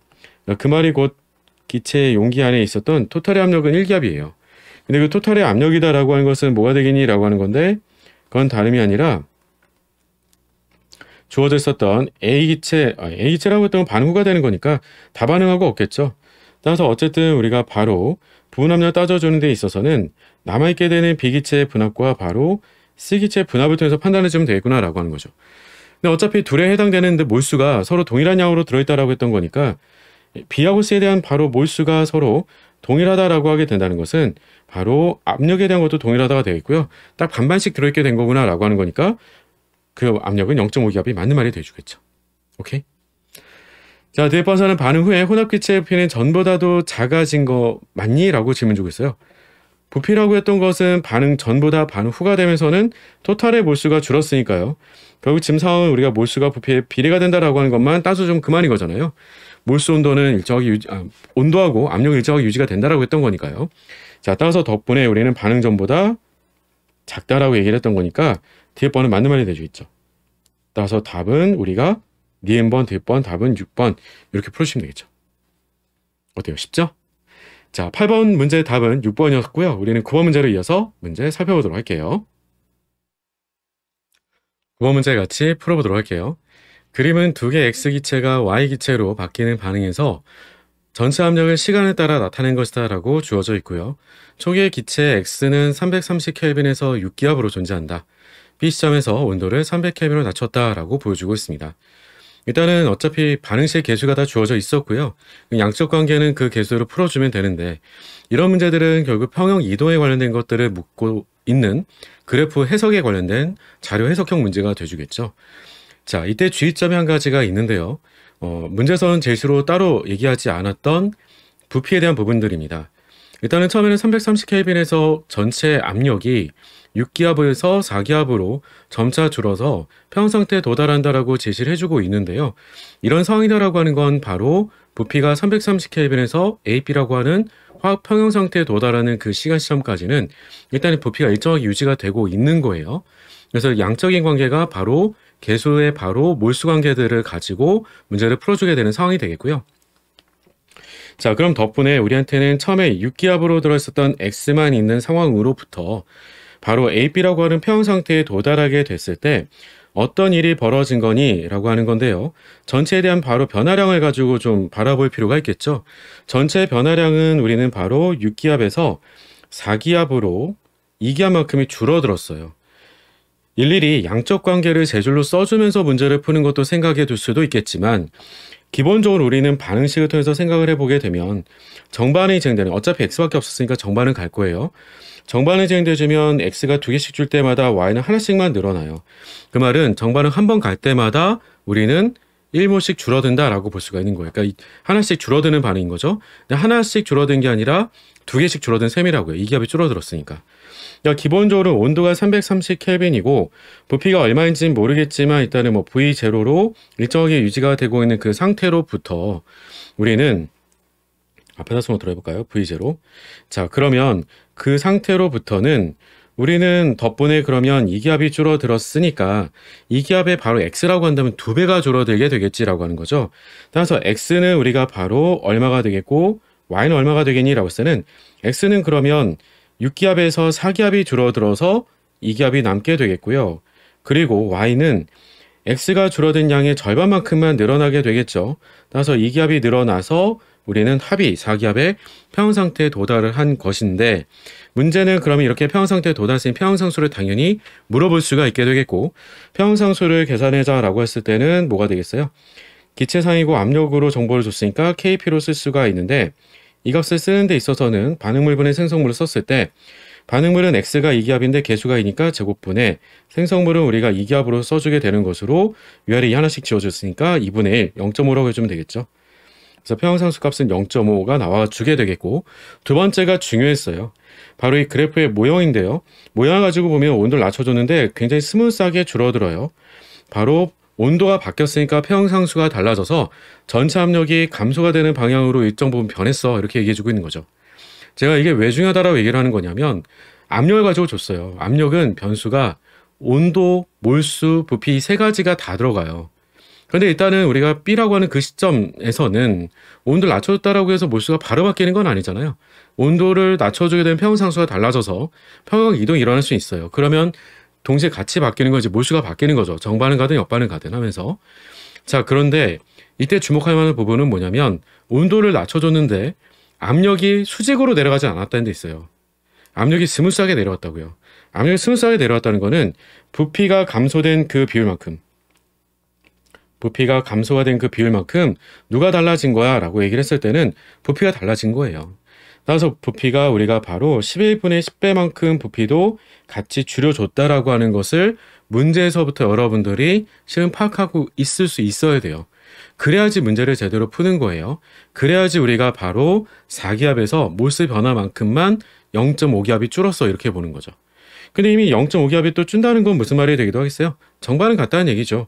따라서 X는 뭐가 되겠니라고 하면 X는 그 0.5기압 줄어든 양의 2배만큼이 줄게 돼 있잖아요. 1기압이 줄어들었으니까 X는 1기압이 남게 되겠고 당연히 그럼 Y는 그의 절반인 0.5기압이 늘어서 2.5기압이 돼서 우리는 새로운 평형상태에 도달했겠죠. 따라서 덕분에 달라진 온도에서의 새로운 평형상수라고 했던 값은 정반응이 유도가 됐던 이유를 다시 한번 또 볼 수도 있겠지라고 하는 거죠. 따라서 우리가 바로 평형상수 값은 1의 제곱분의 2.5 따라서 그 값은 2.5 이렇게 풀어줄 수 있어야 되겠다. 평형상수가 그러니까 5배가 증가가 된 셈이 되겠네요. 그렇죠? 합은 3.5기압이 돼주는 전체 압력과 일치가 되는 것도 금방 알 수가 있겠고요. 자, 9번 문제 관련된 부분으로 질문들은 어떤 게 있는지 앞서 제가 했던 것처럼 부피까지도 설명만 물어보는 건지 같이 한번 살펴보도록 할게요. 그 정도까지 물어보면 정말 어려울 것 같긴 해요. 자, 기업번에서는 AB 구간에서 Y의 몰 분율을 가지고 물어봤는데 Y의 몰 분율은 쉽죠. 왜냐면 우리가 바로 둘 모두가 다 압력이 2기압씩 같았던 거거든요. 그러니까 그 정보로부터 생각해 본다면 그럼 몰분율을 물었던 요 내용은 쉽게 대답이 가능해지겠죠. 따라서 우리가 바로 0.5다라고 했던 건 맞는 말이 되주겠고요. 니은번에서 BC 구간에서 자에너지 변화 델타지를 가지고 물었는데 BC 구간에서 어떤 일이 벌어진 거니? 라고 했냐면 온도를 낮춰준 덕분에 우리는 전체 압력의 감소가 있었고요. 따라서 우리는 정반응이 우세하게 진행되는 것을 확인할 수가 있었어요. 그쵸? 따라서 덕분에 델타지는 즉 정반응 우세하다는 건 무슨 말과 같은 거니? 라고 하는 정의를 물어본 거잖아요. 따라서 우리가 바로 정반응 우세라는 건 델타지가 0보다 작기 때문이야 라고 하는 거니까 니은번 틀렸고요. 만약 대입번선 C 구간에서 평상수값이 3.5가 되는 게 맞느냐? 네, 이 말은 틀린 말이죠. 이미 2.5라고 하는 거 우리가 쉽게 구해줄 수가 있었다. 따라서 답은 1번. 기업번 하나가 맞겠지? 라고 하는 거죠. 에이, 쉽네요. 그쵸? 뭐 온도 낮춰줘서 정반응의 평형상수가 커지게 된 거니까 뭐 정반응이 그러면 발열 반응이다 라든지 뭐 이런 것들을 물어본 것도 아니었어요. 그쵸? 자, 9번의 답은 1번이었고요. 우리는 이어서 10번 문제로 넘어가 보도록 할게요. 10번 문제 같이 풀어보도록 할게요. 다음은 수행에서 히스티딘이라고 하는 아미노산에 대한 평형 반응식과 25도씨에서의 pK 값이다라고 제시해주고 있고요. 여러분들 히스티딘은 저보다도 훨씬 더 잘 알고 있을 거라고 미뤄 짐작을 해봐요. 그러니까 우리한테는 그 히스티딘에 대한 사실상 구조는 별 의미가 없고요. pK 값이 1.8, 6.0, 9.0이라고 하는 세 가지의 산해리 상수를 가질 수 있구나라고 하는 걸 제시로 보여준 게 중요했었고, 우리는 아래쪽에 주어져 있는 25도씨에서의 히스티딘 수행에 관련된 설명으로 옳은 것만을 보기에서 있는 대로 고른 것은 이라고 하는 그 선택지에 맞게 추론만 해주면 되겠다라고 하는 거죠. 오케이? 자, 기업반사는 0.1몰 농도의 H2L Cl 수용액 50ml에 라고 했어요. 왜 이런 표현이 가능했겠니? 라고 했던 부분은 위에서 봤더니 두 번째 줄에 반응물에 있었던 H2L 플러스로부터 시작이다 라고 하는 걸 제시해준 셈이 되겠죠. 즉, 문제에서 나와 있는 정보로부터 우리가 어떻게 읽고 표시를 가져가 준 게 필요하겠니? 라고 하는 건데, 다음같이 주어져 있는 선택지로부터 봤을 때 우리는 구경꾼 이온이 돼주는 Cl-와 같은 구경꾼 이온들은 일단 제껴놓고 볼 수 있어야 되겠고, 그 말은 바로 H2L 플러스라고 하는 약산, 중간형을 가지고 제시해주고 있구나 라고 하는 건데, 이에 대해서 우리한테는 바로 해당되는 부피의 절반만큼만 넣어주겠다라고 제시해 준 거였어요. 해당되는 부피의 절반만 넣는다는 얘기가 무슨 말이 돼주겠니? 라고 하는 거죠. 그 말은 적어도 우리가 딱 절반만큼만 줄어들고 남을 거야 라고 하는 것, 그리고 절반만큼만 그 짝관계로 바뀔 거야 라고 하는 것. 그러니까 사실상 쓰나 마나죠. H2L 플러스와 그리고 그 짝관계가 돼주는 HL은 H 플러스 하나 떨어져 나간 짝관계는 얼마씩 있겠니? 라고 하면 처음에 쓰던 양이 0.1몰 농도의 50ml, 즉 5mm몰이 있었던 건데 절반만큼만 남겠구나 라고 하는 것을 알 수가 있겠다라고 하는 거죠. 2.5가 돼주겠고, 그러면 절반 준 것만큼의 짝관계로 늘어나게 되겠고, 따라서 이때 pH다라고 했던 건 다름이 아니라 바로 pK 값과 같아지게 되겠지라고 하는 거죠. 누구의 pK 값? H2L 플러스의 pK 값. 따라서 이때 pH는 누가 같아지게 되겠니? 라고 하면 두 번째 산해리 상수가 돼주는 K2랑 같아지게 되겠구나 라고 하는 거고요. 따라서 기업번은 맞는 말이고, 니은번에서는 0.1몰 농도의 HCl 수용액 25ml에 0.1몰 농도의 HCl 수용액 그러면 25ml를 섞어준다면 이 수액은 산성 수액이 되는 게 맞는 거니? 라고 얘기를 해줬는데요. 그러면 다음같이 산을 동일한 양만큼 넣어주게 된다면 이라고 하는 게 되겠죠. 그럼 전부 다 그에 해당되는 짝관계로 전부 다 바뀌어지게 되겠지라고 하는 거죠. 따라서 덕분에 우리는 전부 다 누구로 바뀐 거야? 라고 얘기를 했을 때는 바로 H2L 플러스 얼마만큼? 우리 양적인 관계로 따져주자라고 한다면 그 양이 전부 다 바뀐 거니까 2.1mm만큼 바뀌어진 건 사실이고요. 물론 농도까지 얘기해보자라고 한다면 25ml, 25ml가 되는 거니까 50ml로 나눠주게 되는 것으로 위아래 두 배를 해주게 되면 100분의 5잖아요. 그러니까 0.05몰 농도가 되는 거겠지라고 하는 거고요. 자, 문제는 어쨌든 그러면 그 덕분에 주 화학종이 누가 된 거야? 라고 하면 양촉성 물질이 돼준 거죠. 양촉성 물질이 됐다라고 하는 건 뭐가 되겠어요? 양촉성 물질이 주학종일 때는 그 물질의 바로 자체리 반응이 주반응이에요. 따라서 덕분에 pH는 뭐가 되겠니? 라고 하면 따라서 pH는 바로 2분의 1에 pKa1 더하기 바로 pK2가 될 건데, 이미 잘 알고 있는 대로 우리는 pK2 값이 얼마예요? pK2 값은 6.0이었어요. 그럼 pK1은 그보다 훨씬 더 작은 값을 갖고 있겠죠? 물론 위에 문제에서 이미 주기도 했어요. 1.8이라고 하는 걸 주기도 했지만 그걸 넣어가지고 진짜 계산하자는 게 아니라 그럼 말 그대로 6.0보다 더 작은 값을 더해서 반으로 나눠준 거예요. 그럼 이 값은 분명히 우리한테 X를 물어본 거니까 7.0보다는 작은 거잖아요. 7.0보다 더 작다라고 하는 거니까 곧 뭐가 되겠어요? 산성수액이 되겠죠. 따라서 니은번은 맞다. 이렇게 풀어주면 되겠죠. 오케이?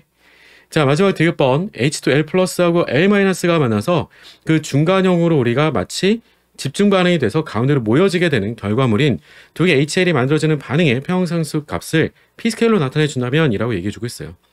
근데 이거 너무 쉽죠? 왜냐면 이미 제시가 되어 있는 걸 가지고 보게 되면 우리는 H2L 플러스가 바로 HL이 돼주는 거는 산해리 반응이잖아요. 따라서 이 정반에 해당되는 산해리 상수라고 한다면 K2예요. 자, 그런데 또 한 가지 주목할 만한 부분은 바로 HL이 누가 돼주는 L-가 돼주는 세 번째 산해리 반응이라고 하는 것에 역반응이 더해지게 되는 거겠죠. 따라서 그에 해당되는 건 역반응이 더해진 거니까 나눠주면 되겠죠. K3로 나눠주면 될 거예요.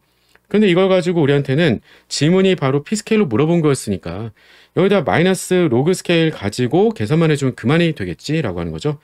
그럼 마이너스 로그 스케일 써보도록 할까요? 그러면 마이너스 로그 스케일이다라고 하게 되면 그러면 PK2는 되겠죠. 그러니까 여기다 마이너스 로가 되는 거니까 그럼 PK2가 되겠고 마이너스 PK3가 돼주겠죠. 따라서 결과적으로는 6배의 9가 되겠죠. 따라서 우리가 바로 값은 마이너스 3.0이 되겠다. 뒷번은 맞다. 따라서 답은 7번 이렇게 풀어주면 되겠죠. 쉽죠? 자, 10번의 답은 7번이었고요. 우리는 이어서 11번으로 문제에서 풀어가 보도록 할게요. 11번 문제 같이 풀어보도록 할게요. 다음은 염화이온이 포함된 미지시료 수용액의 CL- 농도를 결정하는 실험이다 라고 제시가 되어 있고요. 실험 과정은 0.1몰 농도의 질산은 수용액 100ml를 먼저 준비를 하고요. 미지시료 수용액 50ml에 0.1몰 농도의 크롬산소듐 수용액을 두세 방울 넣어준다라고 되어 있습니다. 자, 앞부분의 말에서는 마치 뭔가 우리한테 그럴싸하게 농도가 정확하게 나와 있다 보니까 역할이 되게 중요할 것 같았지만 두세 방울밖에 넣어주지 않는다라고 했던 의미는 다름이 아니라 지시하기 역할이 돼주겠구나 라고 하는 것을 보여주고 있는 거고요. 자, 그러면 크롬산 소듐이다라고 하는 게 지시하기 역할을 해주게 되는 건 바로 다음같이 CrO4-2-라고 하게 되는 음이온이 무언가의 양이온과 만나가지고 침전이 돼주면 그 덕분에 우리가 변색이 일어나게 되겠구나라고 하는 걸 알 수가 있는데 그걸 다음같이 얘기해주고 있었던 거죠. 바로 붉은색의 침전이 관찰될 때까지. 왜 붉은색 침전이었겠어요? 라고 하는 거냐면 바로 앞서도 얘기를 했던 것처럼 크롬산 음이온, 즉 크롬산 이온과 관련되어 있다 보니까 그 색깔이 붉은색으로 제시가 되겠구나라고 하는 걸 미뤄 짐작해 볼 수 있겠지라고 하는 거죠. 관찰될 때까지 2번의 수용액을 1번의 수용액으로 적정한다. 즉 침전 적정하겠다라고 하는 걸 제시해주고 있는 거죠. 종말점까지 가해진 HNO3의 수용액 부피는 25ml였다라고 제시를 해주고 있습니다. 그러니까 우리한테는 바로 주어져 있었던 AG 플러스가 그 수용 안에 들어있던 건데 그 AG 플러스가 들어가면서 우리가 바로 미지시료 속에 들어있던 CL-하고 다 침전이 되면 그 다음에 추가로 들어가게 된 H 플러스는 수익상에 바로 CrO4-2-하고 만나서 붉은색 침전이 되겠구나라고 하는 걸 뜻하는 게 되겠죠. 자, 따라서 그 25ml에 해당되는 걸 가지고 우리는 CL- 미지시료 농도를 알아낼 수 있겠구나라고 하는 거죠. 오케이? 자, 그러면 이 해당되는 것들을 가지고 계산으로 간단하게 써놓고 답을 문제를 이제 풀어가 보도록 할게요. 자, 위에서는 바로 0.1몰 농도짜리가 25ml가 들어갔다라고 했던 부분, 미지시료는 50ml 준비됐다라고 했던 부분, 이런 걸 가지고 써보면, 즉 CL-의 농도라고 했던 부분을 우리는 농도를 모르는 거니까요. CL-의 농도를 모르니까 얘를 우리가 X몰 농도라고 해보자라고 하면 X몰 농도짜리가 우리가 바로 50ml 준비되어 있던 그 양들이 다 침전되고 나야지 우리가 바로 지시역과 침전이 이루어지게 되면서 변색을 보게 되는 거니까 그러면 질산은 0.1몰 농도짜리였고 우리가 25ml가 들어갔을 때 변색을 확인했다라고 했던 거니까 다음같이 계산해 주게 된다면 그러면 CL-의 농도는 X값은 얼마? 그렇죠. 0.05몰 농도 이렇게 알아낼 수 있겠지라고 하는 거죠. 자, 이에 대한 질문으로 어떤 내용들이 나오는지 하나씩 한번 살펴보도록 할게요. 기업에서 HNO3 대신에 BaNO3를 사용을 해도 CL-의 농도를 결정할 수 있겠니? 라고 얘기했는데 BaNO3 가지고 가능할까요? 불가능하죠. 그러니까 이런 것들은 암기죠. 왜냐하면 B가 양이온이라고 하게 되는 바름이가 양이온인 건데요. 이 바름이가 양이온이 CL-하고 그러면 만나가지고 침전이 이루어지느냐라고 하는 게 필요할 텐데 침전이 이루어지진 않아요. 그러니까 농도 결정은 불가능한 거죠.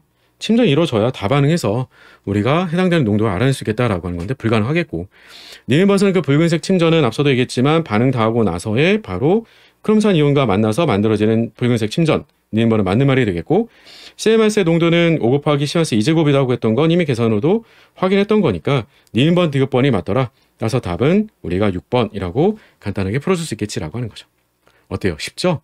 이쯤 되면 이건 실험 문제는 아니겠고요. 그냥 용해도 평형을 이용한 우리가 침전 적정이구나 라고 하는 것 정도로만 마무리하고 넘어가시면 더 좋을 것 같습니다. 자, 11번의 답은 6번이었고요. 우리는 이어서 12번 문제로 넘어가 보도록 할게요. 12번 문제 같이 풀어보도록 할게요. 다음 반응에 대하여 그림은 온도 T1과 T2라고 하는 두 가지 온도. 화학에서 사실 두 가지 온도 나오면 좀 정해져 있죠. 증기압 아니면 반응 속도론 보통 이렇게 좀 구별이 좀 가능해지죠. 화학 표현도 막상 두 가지 온도 크게 잘 안 물어보죠. 두 가지 온도 나오고 이렇게까지 주면 뭐 계산까지 가야 되다 보니까 너무 복잡해서 좀 잘 안 주는 편이기도 해요. 어쨌든 우리는 시간에 따른 나온 부분까지 봤으니까 이건 전형적인 속도로 문제가 돼주겠고, NO2의 농도를 농도분의 1로 나타낸 것이다 라고 얘기해주고 있는데, 그래프의 개형으로부터 우리는 그러면 차수를 제일 먼저 알아낼 수 있겠지라고 하는 거죠. 그래프가 다음같이 NO2 농도분의 1이라고 하는 것과 시간의 관계를 가지고 준 건데, 그 시간의 관계가 바로 직선의 비례 관계가 되는 거잖아요. 시간의 비례가 되더라. 따라서 덕분에 우리는 그러면 차수가 2차가 되겠구나 라고 하는 것을 짐작해 볼 수가 있겠고요. 근데 이렇게 반응물 종류가 두 종류가 돼주면 아무 때와는 사실 쓸 수는 없어요. 다음같이 바로 시간과 농도 관계라고 하는 것을 나타내 주려고 한다면 나머지 하나의 화학종은 농도가 반드시 다음에 주어진 정보들처럼 과량으로 주어져 있어야지만 우리는 유사 반응 속도식을 쓸 수가 있어서, 그래서 덕분에 다음 같은 결과를 얻어낼 수가 있는 건데, 위에다가 다음같이 우리가 유사 반응 속도식을 통해서, 즉 과량인 건 우리가 바로 상수 취급을 하겠다라고 하는 것뿐만이 아니라 다음같이 일산화탄소에 대한 부분은 아예 속도가 농도에 무관하다라고 하는 것까지, 색깔은 바꿔놓도록 할게요. 농도가 우리가 바로 속도에 무관하다라고 하는 것까지 제시를 해줬기 때문에 일산화탄소에 대한 부분은 우리한테 바로 0차구나라고 하는 것까지도 한꺼번에 묶어서 제시해주고 있더라라고 하는 거죠. 자, 이에 해당되는 내용들 가지고 T1, T2 두 가지 온도에서 시간과 바로 농도의 관계의 바로 기울기라고 했던 정보들은 곧 우리한테 속도 상수가 되는 거니까 그 속도 상수의 비례 관계들 정도를 먼저 파악을 해놓고 나머지 선택지들을 풀어가 보도록 할게요. 일단은 보게 되면 우리가 시간이 0에서 2분까지를 가지고 보게 되면 그러면 T2일 때는 한 칸이 올라가져요. 그쵸? 1에서 2까지. 그런데 T1에서는 1에서부터 어디까지 올라가니? 라고 하면 5까지 올라가니까 4칸이 올라가게 된 거겠죠. 따라서 덕분에 우리한테는 바로 이 기울기에 해당되는 비율이다라고 한다면 1대 4가 돼주는 거니까 4배 차이가 나겠구나라고 하는 걸 금방 알 수가 있게 되겠죠. 자, 그리고 그 값 자체를 뭔가를 구해줘라라고 한다면 그냥 뭐 기울기를 구해서 답을 얘기해주면 되기도 할 겁니다. 그쵸? 자, 이에 해당되는 내용들 가지고 뭐라고 질문 주는지 같이 선택지 보면서 문제를 풀어가 보도록 할 건데요. 자, 1번처럼 일산화탄소에 대해서는 1차 반응이 맞는 거니? 라고 했을 때 이미 문제에서 우리가 읽으면서는 속도가 농도에 무관하다라고 했던 거니까 0차라고 바로 읽어갈 수도 있을 거예요. 자, 일단은 제가 먼저 문제를 빠르게 풀고요. 반드시 어떻게 해석을 머릿속에 갖고 갔어야 될 거냐라고 하는 부분들까지도 강조를 해보도록 할게요. 자, 이번에서 NO2의 반감기는 NO2의 농도에 의존하지 않는다라고 했던 말도 틀리죠. 이 말은 왜 틀린 거야라고 하면 2차니까요. 2차라고 했을 때는 바로 초기 농도의 반비례가 되는 거겠죠. 따라서 우리가 2번 틀렸고 3번선 T1에서의 반응 속도 상수는 T2에서의 반응 속도 상수의 2배이다라고 제시를 해주고 있는 건데 2배 관계가 과연 맞을까라고 하는 거죠. 2배 관계는 우리가 틀린 거잖아요. 4배 관계다라고 했던 게 이미 앞서 읽었던 부분들이었으니까 4배다라고 했던 거 틀렸다. 4번에서는 그런 반응 시작 후 2분에서의 속도하고 서로 비교로 물어보고 있었는데 이런 것도 좀 번거롭죠. 바로 하는 것보다는 살짝 건너뛰어보고요. 5번에서는 단위 단계 반응이다라고 했는데 단위 단계 반응은 말이 안 맞죠. 이런 것들은 우리가 전체 반응에선 말해줄 수가 없겠다라고 한 거예요. 차수가 개수와 맞지 않다 이걸 가지고 얘기하는 게 아니고요. 전체 반응에서는 알 수가 없다는 거예요. 그러니까 5번은 틀렸다라고 봐줘야 되겠지. 따라서 1번, 2번, 3번, 5번이 틀린 거니까 답은 4번이라고 하는 것을 바로 얻어낼 수가 있는데요. 시작 후 2분에서 우리가 그러면 속도를 어떻게 비교로 쓸 거니? 라고 하는 부분들을 말해주려고 하면 일단 시작 부분부터 다시 한번 점검해 볼 필요는 있어요. 무슨 말이야? 라고 하면 실제로 우리는 다음에 주어져 있는 걸 가지고 반응 속도 법칙, 속도 법칙을 나타내주면 다음같이 쓰겠죠. 레이트는 그러면 속도 상수 K 곱하기 반응물은 두 종류잖아요. NO2에 대해서는 그럼 우리가 바로 M차 그리고 일산화탄소에 대해서는 N차라고 놓고 볼 수가 있는데, 다음 같이 시간과 농도의 관계를 누구에 대해서 바로 NO2에 대해서 보고자 했다라고 하는 것은 다음 같이 마이너스 누구에 대한 관계로 소모속도 dt분의 d NO2, 즉 NO2의 소모속도의 관계로 보고 싶다라고 하는 게 되겠고요. 개수가 1이 되기 때문에 전체만 속도 상승 그냥 그대로 써도 상관은 없어요. 그리고 NO2에 대한 걸 가지고 우리가 적분을 해보고자 한다라고 하는 거고요. 그러다 보니까 우리가 치환해서 쓰겠다라고 하는 거죠. K'으로. 이 K'으로 치환다라고 하는 부분은 어떻게 쓰게 된 거니? 라고 하는 거냐면 속도상수 K 곱하기 누구에 대해서 이산화탄소에 대한 부분은 모르는 거니까 초기 농도에 우리가 바로 N차를 묶어가지고, 왜냐라고 하면 우리가 바로 과량이라서 상수 취급하겠다라고 얘기를 하게 되는 유사반응 속도식을 쓰겠다라고 했던 거예요. 그러니까 이 값을 가지고 우리가 시간과 농도 관계를 봤더니 그 결과가 다음과 같이 직선의 2차 반응이었어 라고 하는 걸 제시해 준 거고요. 그 덕분에 이를 바탕으로 우리가 적분 속도식 해석을 해 나가는 거겠지라고 하는 거죠. 자, 그리고 4번에서는 우리한테 시작 후 2분이라고 얘기했을 때를 가지고 비교로 줬던 그 질문에 해당되는 걸 계산으로 보자라고 하면 2분일 때 각각의 농도들을 읽어줄 수가 있어요. 다만 역수로 주어져 있거든요. T1일 때라고 했을 때는 우리가 바로 Y축의 값이 5였는데 5라고 하는 건 농도 뒤집어 준 거니까 5분의 1인 거죠. 그리고 이산화질소에 해당되는 농도가 T2에서는 2분일 때 Y축 값이 2가 됐던 거니까 뒤집어 주면 바로 2분의 1인 거예요. 자, 그리고 우리한테는 차수가 2차니까 제곱으로 계산을 해주게 되겠고, 여기다가 속도 상수가 4배가 더 크다라고 했었죠. T1에서가. 따라서 다음과 같이 쓰고 비교를 가져가 주면 되겠다. 즉 4분의 K와 25분의 4K를 가지고 비교로 물어본 거니까 이 둘에 대한 걸 만약에 비율로 보자라고 한다면 뭐가 되겠어요? 분모 있는 건 서로 양쪽에 서로 반대 방향쪽으로 고분해 주게 되면, 그러면 우리는 바로 16대 25가 돼주는 거니까 누가 더 커요? 그쵸? 그러면 우리가 바로 T2일 때가 더 큰 게 되겠죠? 보다 작다라고 했으므로 답은 4번이 맞다라고 확인해 줄 수 있겠다라고 하는 거죠. 그러니까 왜 이렇게 쓸 수 있었는지를 명확하게 얘기해 줄 수 있어야 사실은 대답을 하는 것도 명확해지는 것이고 실수도 줄어들겠다라고 하는 겁니다. 아시겠죠? 당연히 T1이 그리고 T2보다는 온도가 높은 것도 잘 알고 계시겠죠? 온도가 높아질수록 속도 상승은 더 빨라지는 거니까요. 자, 다음과 같이 12번의 답은 4번이었었고요. 우리는 13번으로 이어서 문제 풀어가 보도록 할게요. 13번 문제 같이 풀어보도록 할게요. 그림 25도시에서 1몰 농도의 징크 SO4 황산 아연과 1몰 농도의 황산 니켈 수용액, 혼합 수용액에 대해 100금 정도를 넣고 전류 공급 장치를 연결한 전해전지를 나타내 준 것이고, 표는 관련된 화학종의 반쪽 반응식과 표준환원 전지를 나타낸 것이다 라고 주어져 있습니다. 그림에가 약간 오류가 있었네요. 그렇죠? 그림에 있었던 CuSO4가 아니고요. 이 부분이 바로 징크 SO4다라고 하는 거예요. 사실 뭐 크게 신경 쓸 필요는 없을 것 같은데, 일단 우리가 바로 플러스 마이너스 전극 부호를 바탕으로 주어지게 된다는 건 전해전지라고 했던 거니까 비자발적인 반응, 즉 전기분해를 우리가 나타내주고 있구나라고 하는 게 되겠고요.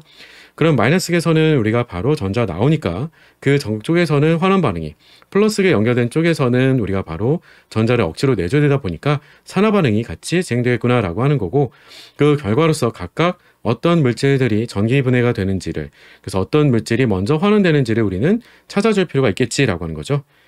자, 아래쪽에 주어져 있는 것들을 가지고 문제를 풀어주세요 라고 하고 있고요. 다음같이 낮은 전류를 흘려줄 때 일어나게 되는 전해 현상이다 라고 했던 부분들은 우리가 최소한의 바로 전류를, 즉 전기 분해가 일어날 수 있도록 낮은 전류를 흘려보내줌으로 인해서 전해 현상이 어떤 게 일어날지를 예측해 줄 수 있겠냐라고 제시해 주고 있는 거죠.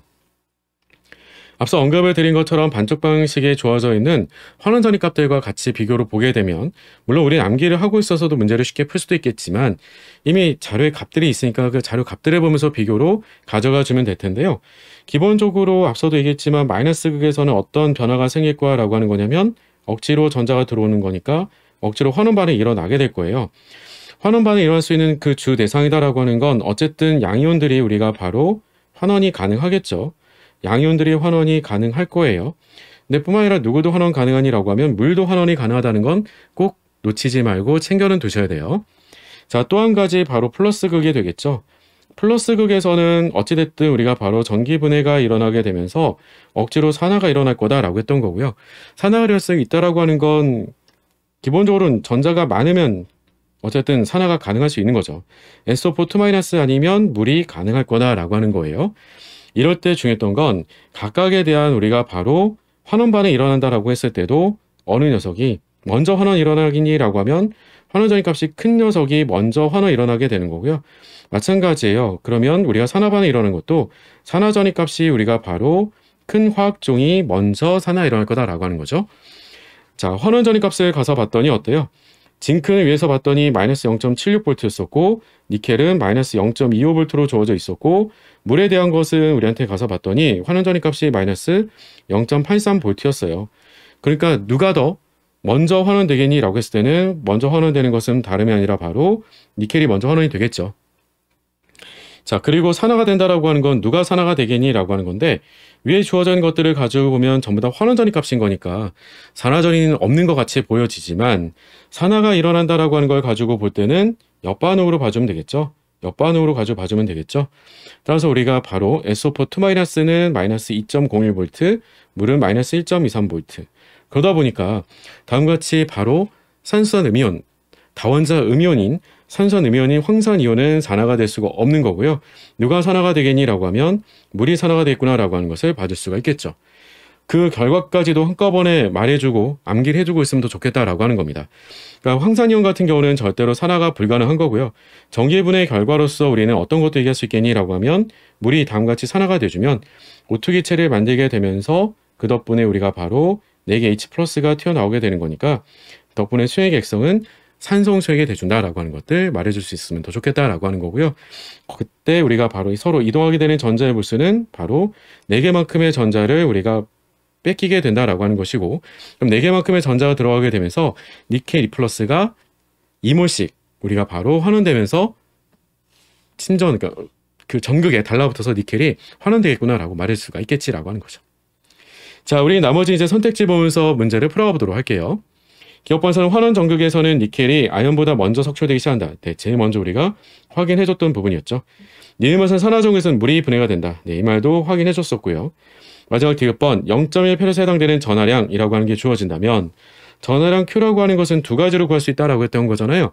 항상 늘 가장 기본이 여러분이 생각할 때 물리적으로 우리가 패러데이 법칙이라고 하는 전류 곱하기 시간도 떠올릴 수 있겠지만 화학적으로 보자면 결국 그 말은 1몰당 전하량이 돼주는 1페럿 곱하기 이동한 전자의 몰수로서도 쓸 수 있다는 것 꼭 기억을 당부드리는 거고요.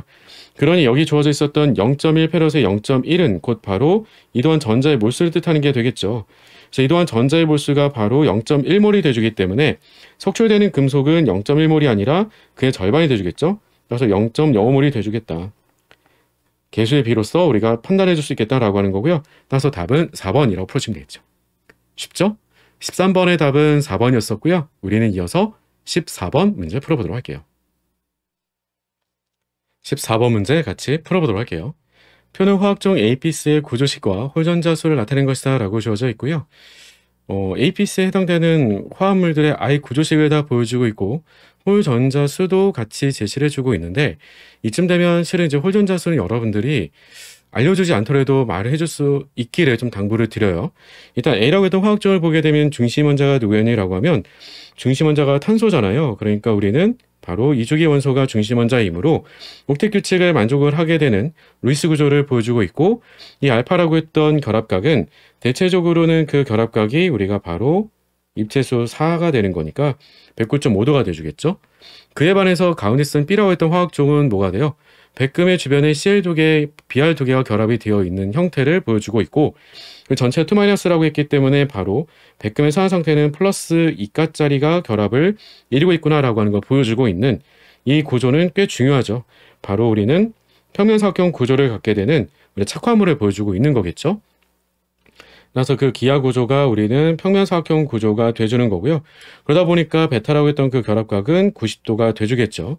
중심 금속에 우리가 바로 혼성 오비탈도 암기로 바로 떠올릴 수 있어야 돼요. 그래서 DSP 투혼성이다 라고 하는 것도. 그래서 우리한테는 홀전자 수가 0이다 라고 얘기해줬던 이유도 우리가 바로 D8의 전자 배치로서 백금이 되기 때문에 10족이잖아요. 그래서 10족이라서 우리는 산화 상태 2를 빼주게 되면 디옵탈의 전자수가 바로 8개가 되는 건데 왜 다음같이 홀전자수가 제로니? 라고 하는 걸 얘기해 줬을 때는 Dx제곱 마이너스 Y제곱이라고 하게 되는 이 축상 오비탈에는 전자가 채워지지 않고 나머지만 전자 다 채워지기 때문이더라 라고 했던 거죠. 이런 내용들을 다 암기를 하고 있어야 된다는 얘기예요.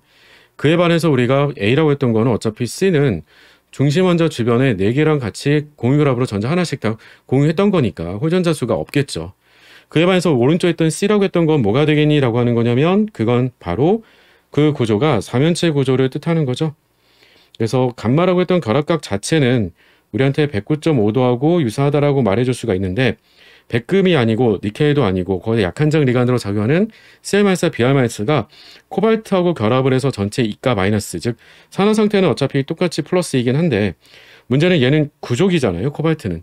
그러다 보니까 디옵탈의 전자수가 D7이 돼주겠고 거기다가 삼연체 구조로서 결정장 갈라짐 에너지가 제일 작기 때문에 그러면 구족에서 우리가 바로 산화 상태 빼준 거니까 그 D7의 전자 배치다라고 했던 걸 통해서 생각해 주게 되면 아래쪽에 우리가 이퀄리 2라고 했던 바로 Dx-Y제곱에는 전자가 먼저 2개. 근데 그 위쪽에 우리가 바로 T2라고 하게 되는 축 사이 오비탈들에는 전자 3개. 그러면 5개 채워졌으니까 나머지 2개 더 채워줘야 되겠죠. 따라서 아래쪽에 2에는 전자가 4개, 위쪽에는 T2에는 전자가 3개.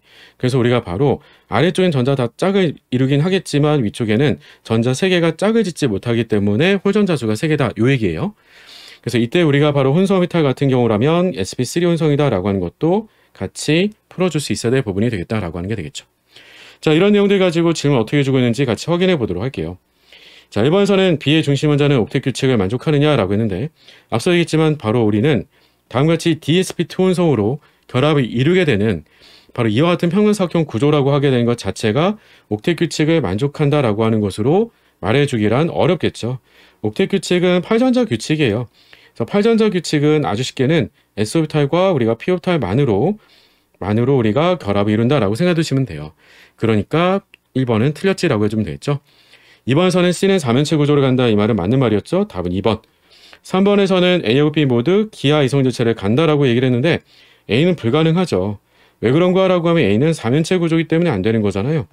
평면사각형인 바로 백금의 C의 2개, B와 2개는 가능하죠. 시스트렌스가. 4번에서는 BC는 결정장 갈라짐 에너지가 동일하냐라고 했는데 이건 말이 안 맞는 거죠. 누가 월등히 크니라고 하면 B가 C보다 월등히 큰 거고요. 알파가 가장 작다라고 했는데 알파가 제일 작은 게 아니라 베타가 90도로 제일 작은 거고 있고요. 따라서 답은 2번 이렇게 풀어주시면 되죠. 차커물에 관련된 내용들은요. 기본적인 내용만 여러분들이 잘 암기를 하고 있다면 훨씬 더 빠르고 쉽게 문제를 푸실 수가 있습니다. 14번의 답은 2번이었고 우리는 15번으로 이어서 문제 풀어가 보도록 할게요. 15번 문제 같이 풀어보도록 할게요. 그림 액체 A와 B의 증기압과 온도의 관계가 나타내는 것이다 라고 주어져 있는 증기압의 온도 전성을 보여주고 있구나 라고 하는 거고요. 300켈빈에서 액체 A하고 B 그리고 A하고 B를 1대1 몰비로 혼합한 용액 C의 증기압을 함께 나타냈다라고 해줬고 그리고 액체 A와 B의 정상 끓는 점은 각각 400과 350이다 라고 하는 것까지도 말로 제시를 해주고 있습니다. 자, 그리고 A하고 B에 해당되는 기울기의 관계도 그래프로부터 같이 보여주고 있는 거죠.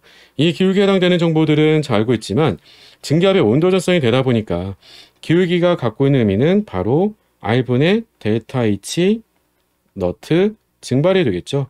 그래서 우리가 마이너스 서로 보떼고 R값만 각각에다 곱을 써주게 된다면 각각의 우리가 바로 증발 엔탈피를 얘기해 줄 수가 있겠고요.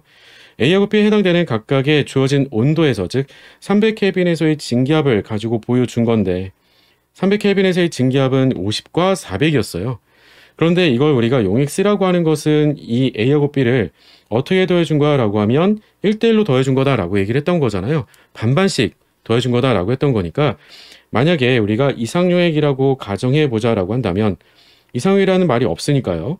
그러면 우리는 해당되는 증기압은 얼마가 되겠니? 라고 하는 것은 2분의 1에 그러면 바로 각각 50 더하기 400으로 쉽게 판단해 줄 수가 있겠죠. 450이 되는 거니까 절반이 돼주면 225라고 얘기를 해줬어야 될 거예요. 근데 225토르가 아니라 210토르로 이것보다도 더 작아요. 즉 이상용액보다도 증기압이 더 작아요. 더 작다는 얘기는 무슨 말이 되겠어요? 증발이 더 안 된다는 거예요. 이상용액보다 증발이 안 된다는 건 무슨 말일까? 그만큼 인력이 증가를 했다라고 얘기를 해줘야 되겠죠? 따라서 우리가 바로 인력이 증가를 한 거야. 혼합이 되면서 인력이 증가한다는 건 뭐가 되겠어요? 혼합이 되면서 우리가 더 용해가 잘 되는 거구나 라고 하는 걸 뜻하는 게 되겠고요. 따라서 덕분에 우리가 혼합되는 과정에서의 용엔탈피를 따져주게 되면 그 용엔탈피는 0보다 작은 발열 과정으로 혼합되는 용액을 제시해주고 있구나 라고 하는 게 되겠죠. 물론 각각 A하고 B에 대한 우리가 순수한 증기압만 가지고 보더라도 알 수가 있는데요. 순수한 증기압이 누가 더 큰 거니 라고 하는 건 B가 A보다 크잖아요. 그 말은 즉 다시 해서 우리한테 기울기로도 연결해서 읽어주라고 얘기했을 때 증발 엔탈피가 누가 더 크겠니? 라고 하는 걸 따져주면 당연히 A가 B보다 큰 거고요. 그 값은 위에 주어져 있는 그림으로부터 우리가 3.2 곱하기 10의 세제곱 곱하기 R로서 만약에 B라고 한다면 1.3 곱하기 10의 세제곱에 우리가 곱하기 R로서 제시해 줄 수가 있겠다. 물론 각각 해당되는 정보들에 우리가 바로 정상 끓는 점 정보도 이미 다 알려줬잖아요. 정상 끓는 점 정보로부터도 우리가 누가 더 일이 큰지를 알 수가 있는 건데 A가 바로 400켈빈이었었고요. B가 300켈빈으로 제시가 되어 있었기 때문에 이쯤 되면 증발 열도 알고 있고요. 온도도 알고 있으니까 증발 엔트로피도 사실상 구해줄 수도 있겠지라고 하는 겁니다. 그쵸? 자, 이런 내용들 가지고 어떻게 더 질문 주고 있는지 아래 선택지 보고 문제를 풀어가 보도록 할게요. 기업번에서는 증발 엔탈피는 A가 B보다 더 큰 게 맞니? 라고 했는데 이미 다 확인이 됐던 거죠. A가 B보다 더 컸던 거고요. 니은번선 300켈빈에서 용액 C를 만들 때 열이 발생하는 건 맞는 거니? 라고 했는데 앞에서 우리가 비교를 했던 것처럼 이상용액으로 봤을 때보다도 혼합했을 때의 증기압이 더 작아진 거니까 그 결과로부터도 발열 과정으로 혼합이 되는 거야 라고 하는 것도 알 수가 있겠고요. 디귿번선은 정상 끓는 점에서의 증발 엔트로피를 서로 비교로 물어본 건데 이건 어려운 게 전혀 없죠. 왜냐라고 하면 증발 엔트로피를 구하게 되는 식을 한번 좀 써볼래? 라고 제시해주고 있는 셈이 될 거예요. A라고 한다면 A에 해당되는 것은 우리가 증발 엔탈피가 바로 3.2 곱하기 10의 세제곱 곱하기 R이고요. B라고 했을 때 증발 엔탈피는 1.3 곱하기 10의 세제곱 곱하기 R이었었고 각각에 해당되는 우리가 순수한 액체상일 때 갖고 있는 바로 정상 끓는 점들에 대한 정보로부터 나눠주게 되면 우리는 증발 엔트로피를 구할 수 있는 거잖아요. A는 400이었었고 B는 300이었던 거니까 각각 나눠서 보게 되면 분모에서는 사실 2배 차이도 채 안 나는데 분자에서는 2배 이상 차이가 나요. 그러니까 결과적으로 누가 더 크니라고 하면 A가 B보다 더 큰 거구나 라고 하는 걸 알 수 있겠지라고 하는 거죠. 따라서 A가 B보다 크다라고 했으므로 우리는 디귿번도 맞다. 따라서 답은 바로 7번이라고 풀어주시면 되겠죠. 어떤가요? 막상은 뭐 그렇게까지 어렵지는 않았죠. 그래서 여러분들이 이런 이상형에 관련된 문제가 보통 출제가 되면 많이 까다롭게 생각을 하세요. 질문 자체가 어느 방향으로 가는지 잘 모르겠어요. 이렇게 느낌적인 부분들을 얘기를 하시기도 하는데 너무 그렇게 무턱대고 문제를 푼다던가 이런 것들이 아니고요. 명확하게 사실 계산을 통해서 비교할 수 있도록 줄 테니까 식만 써보자라고 한다면 얼마든지 쉽게 문제를 풀어갈 수 있을 거다라고 하는 겁니다. 아시겠죠? 자, 15번의 답은 7번이었고요. 우리는 이어서 16번 문제 풀어보도록 할게요. 16번 문제 같이 풀어보도록 할게요. 다음은 리튬이온 전지에 대한 내용이다 라고 주어져 있고요. 말로 쭉 나열되어 있고 빈칸을 채워가는 문제 스타일인데 이런 문제들은 그냥 말 그대로 약간의 배경 지식과 함께 주어져 있는 말의 앞뒤 관계들을 가지고 논리적으로 추론해 나간다면 쉽게 답을 찾아갈 수 있는 형태로 보통 출제가 돼요. 자, 한번 보도록 할게요. 리튬은 매우 가벼운 금속이며 다른 어떤 금속보다 표준환원 전이가 낮으므로 전지 재료로 많은 장점을 가지고 있다. 그만큼 우리가 전자를 이동시킬 수 있는 힘이 크다는 거잖아요. 산화를 하게 되면서 리튬이온 전지는 재충전이 용이하므로 어떤 것으로 사용된다라고 했는데 재충전된다라고 했던 거니까 뭐 2차 전지 정도가 쉽게 되겠죠. 자, 그 다음에 휴대용 전자기기에 사용된 리튬이온 전지는 약 3.6V 정도의 높은 전압을 생성하고 질량 에너지 밀도가 약 160Wh per kg으로 매우 높다라고 되어 있어요. 굉장히 많은 에너지를 그냥 내놓는다 정도만 이해하고 넘어가시면 충분하겠죠.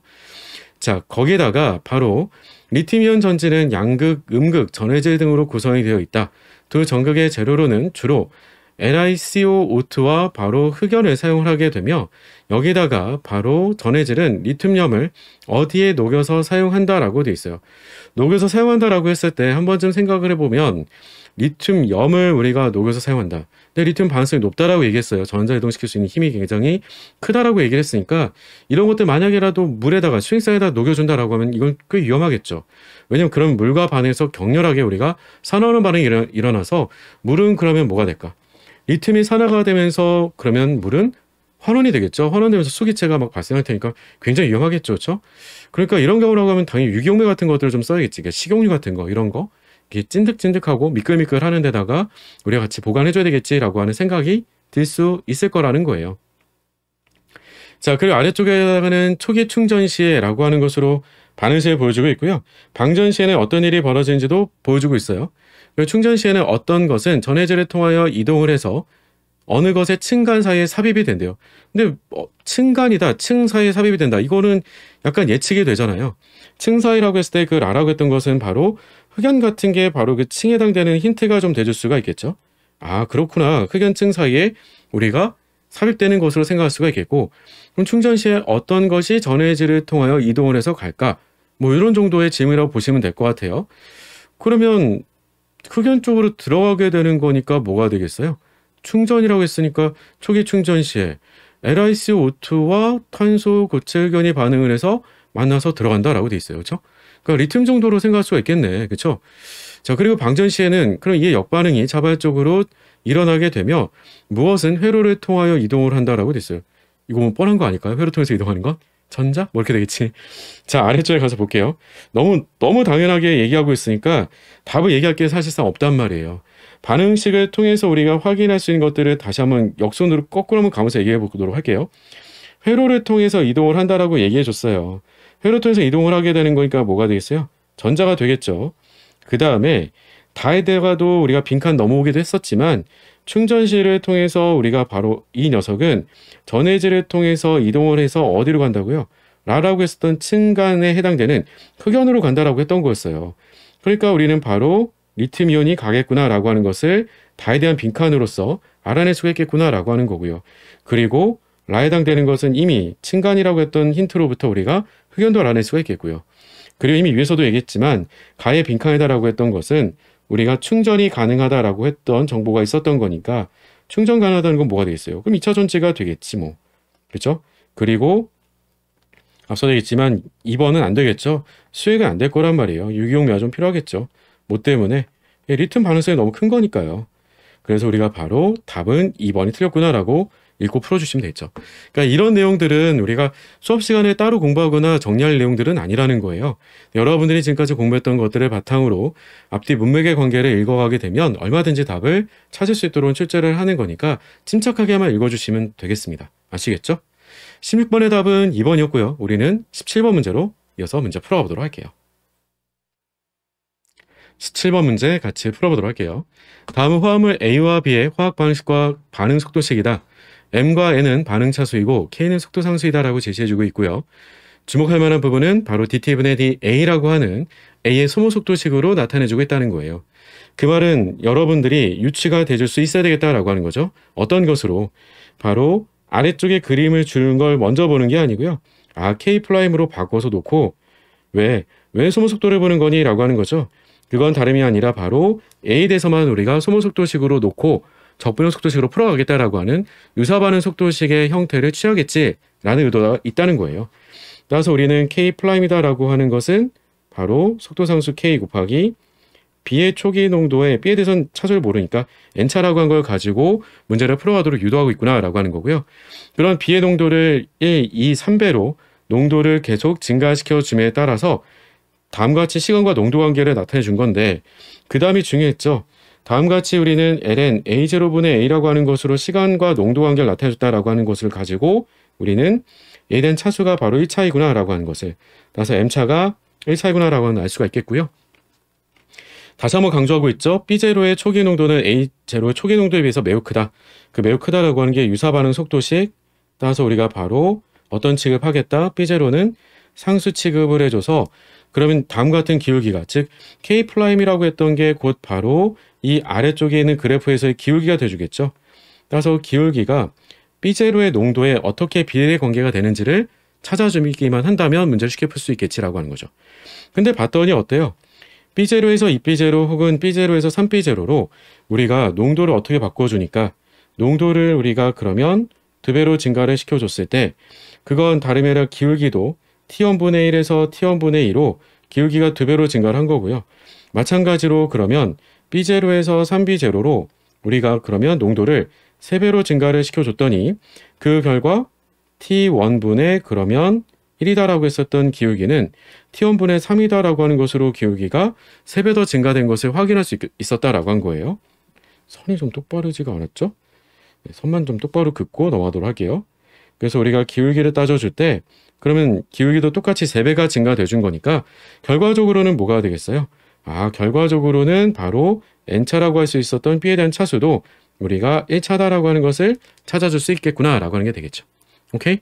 자, 이에 대한 내용들 가지고 뭐라고 질문 주는지 바로 확인하고 문제 풀어가 보도록 할게요. 그래서 기업에서 m은 1이고 니은에서 n은 1이었고 둘 모두가 다 맞는 말이었죠. 마지막 K값은 뭐가 되겠니? 라고 했던 건데 기울기로부터 구해주기만 하면 그만이겠죠. 기울기는 이미 앞에서 우리가 확인했던 바대로 T1분의 1이었던 건데 그 T1분의 1은 바로 B0의 초기 농도가 B0 있을 때 얘기했어요. 자, 그 정보가 어떤 걸 뜻하겠니? 라고 하는 거죠. 그 기울기다라고 했던 것은 곧 바로 K'을 뜻하겠고 K'은 K 곱하기 우리가 그러면 B0에 n차다라고 했는데 그 n차가 1차였던 거잖아요. K값은 1이라고 했기 때문에 B0로 나눠준 거니까 따라서 디귿번은 맞다라고 읽어주기만 하면 그만이겠죠. 따라서 우리가 바로 답은 7번이 맞구나 라고 풀어주면 되겠죠. 따라서 17번의 답은 7번이다 라고 풀어주면 되겠네요. 속도로 문제는 그러니까 항상 두 가지 반응물로 나온지 한 가지 반응물로 나온지를 보면 출제되는 방향이 딱 정해져 있게 된다라고 하는 거 그만 알 수 있을 거예요. 17번의 답은 7번이었고요. 우리는 18번 문제로 이어서 문제 풀어보도록 할게요. 18번 문제 같이 풀어보도록 할게요. 그림과는 CuCl2 6개의 물이 결정수로 결합이 되는 화합물로부터 3가지 배화합물을 차례로 합성하는 과정을 나타낸 것이다. 그림 나는 합성된 3가지 화합물에 대한 가시광선 영역에서의 흡수 스펙트럼과 최대 흡수 파장을 표시한 것이다. A하고 B는 각각 코발트의 암모니아가 5개, Cl 하나가 리간드로 결합이 되어 있는 화합물이거나 아니면 코발트의 암모니아가 5개, NO2-가 리간드로 결합이 된 화합물 중 하나이다라고 제시해주고 있네요. 즉 아래쪽에 주어져 있는 가에서의 단계별 반응 메커니즘 1, 2, 3 자체는 크게 유의미한 게 아니겠고요.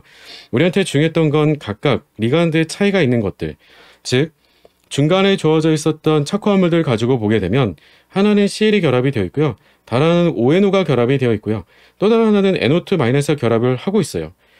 따라서 전부 다 우리가 동일한 코발트의 산화 상태를 가지고 있는데 이때 주목할 만한 부분 가운데 하나는 기준점이 돼줄 수 있었던 ONO-, 즉 NO2-에 우리가 질소가 결합되는 게 아니라 산소가 결합이 된다라고 했을 때는 그때 최대 흡수 파장이 얼마라고 하는 것으로 제시가 돼 있었니? 라고 하는 건데 산소가 배연자로 결합을 하고 있었을 때가 다음과 같이 실선, 즉 485나노미터라고 하는 것으로 제시해주고 있는 거고요. A라고 했던 우리가 바로 대시로 그려진 이 점선의 그래프는 460나노미터, 그리고 우리가 조금 더 도트로 촘촘하게 그려진 530나노미터의 바로 B라고 했던 그래프는 더 긴 파장을 흡수하고 있구나라고 하는 걸 제시로 보여주고 있는 거죠. 따라서 다음과 같이 최대 흡수 파장이 더 짧다라고 하는 것은 결국 어떤 의미가 되겠어요? 그만큼 우리가 바로 결정장 갈라짐 에너지를 비교해 줬을 때 결정장 갈라짐 에너지가 어떻다라고 하는 것을 보여주고 있었던 거니? 라고 하는 거냐면 흡수 파장이 더 짧다라고 하는 거니까 결정장 갈라짐 에너지가 더 크다라고 하는 걸 뜻하는 게 되겠지라고 하는 거죠. 결정장 갈라짐 에너지가 더 우리가 크다라고 한다는 것에 대한 의미는 동일 산화 상태를 가지고 얘기해주고 있으니까요. 산화수를 가지고 보게 되면 뭐가 되겠어요? 전체적인 착연에 해당되는 전하는 다 2-예요. 2-인데 안에 마이너스 1가짜리가 있으니까 코발트에 대한 산화 상태는 바로 플러스 3이 돼주겠죠. 다 마찬가지로 코발트는 전부 다 플러스 3의 산화 상태를 갖고 있다는 거예요. 즉 이 말은 우리한테 그러면 산화 상태가 플러스 3으로 다 동일한 조건에서 그리고 코발트라고 하는 중심금속 이온도 동일한 상태에서 오로지 차이가 나는 건 리간드의 종류만 Cl-, NO2-, ONO-로 차이가 나는 거니까 곧 그건 리간드의 세기하고 우리가 서로 비례관계로서 즉 리간드 세기가 세면 셀수록 결정장 갈라짐 에너지도 크다라고 하는 것과 같은 맥락으로 질문 주고 있구나 라고 하는 게 되겠죠. 따라서 A라고 했던 것은 누가 결합을 해주고 있는 그쵸 NO2-가 결합을 해주고 있는 B라고 했던 것은 최대 흡수 파장이 더 긴 거니까 Cl-가 결합하고 있는 착화물과 연결해 주세요. 이렇게 얘기해 주고 있는 거죠.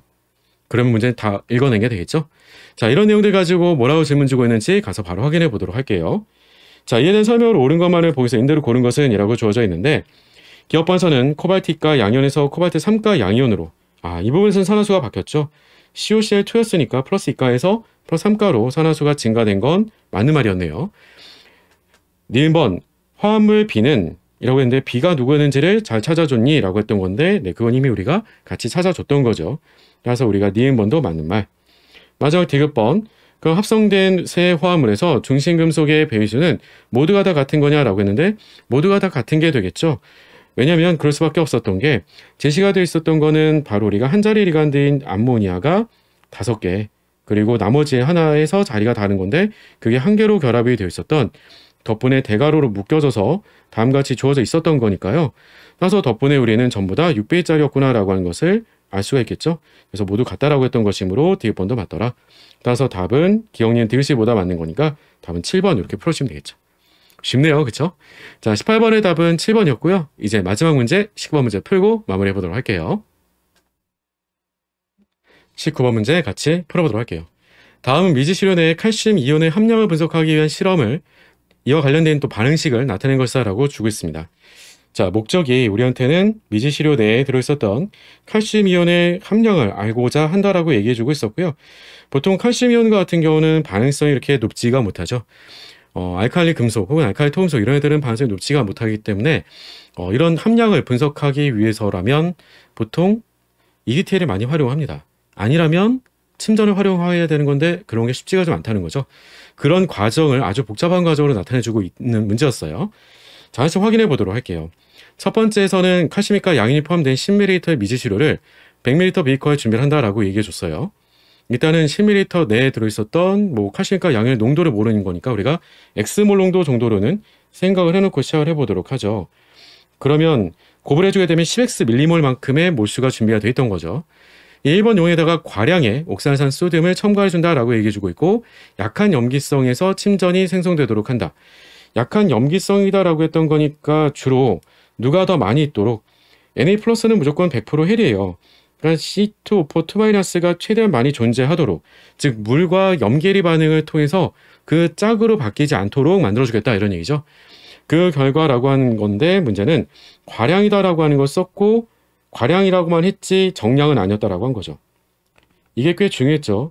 정량이 아니기 때문에 이건 적어도 우리가 어떤 적정은 아니겠니 그러면 역적정이다라고 하는 실험 방법은 아니구나라고 하는 거예요. 정량이 아닌 거니까. 그러면 다음같이 우리가 바로 만들어지게 되는 침전은 다 누구로 만들어진 거야라고 하면 CaC2O4라고 하게 되는 침전이 몽땅 다 만들어진 거야. 얼마만큼? 그렇죠. 10x 밀리몰만큼은 이번 과정을 통해서 만들어진 거죠. 여기까지 어려운 게 없어요. 과량 넣어줬으니까. 자, 문제는 뭐냐면 이러한 방법을 우리는 앞으로 이제 치환적정이라고 얘기할 건데 역적정이다라고 하는 거는 잔여량, 즉 정량으로 넣어주고 반하고 남은 잔여량을 우리가 측정을 통해서 거꾸로 미지시료의 농도를 알아낸다라고 한다면 치환적정은 해당되는 걸 우리가 다른 물질로 측정하기 쉬운 다른 형태의 물질의 양으로 바꿔놓고 우리가 적정하겠다는 거거든요. 근데 지금처럼 이렇게 적정을 해서 고체사로 전부 다 바꿔놓으면 반응성이 더 떨어져요. 사실 이러면 우리가 측정하기 쉽지는 않은 거죠. 그러니까 이 상태로 측정하지는 않을 거다라고 하는 겁니다. 그래서 2번에서의 침전을 거름장치로 모은 후에 소량의 찬물을 부어서 씻어서 불순물을 제거해주고 순수하게 CaC2O4만 남겨놓겠다라고 다시 한번 강조해주고 있어요. 4번에서는 산성 용에다가 3번의 침전을 넣어가지고 다시 한번 용해를 시키겠다라고 강조해주고 있어요. 이 부분은 우리한테 의미하는 바가 꽤 크죠.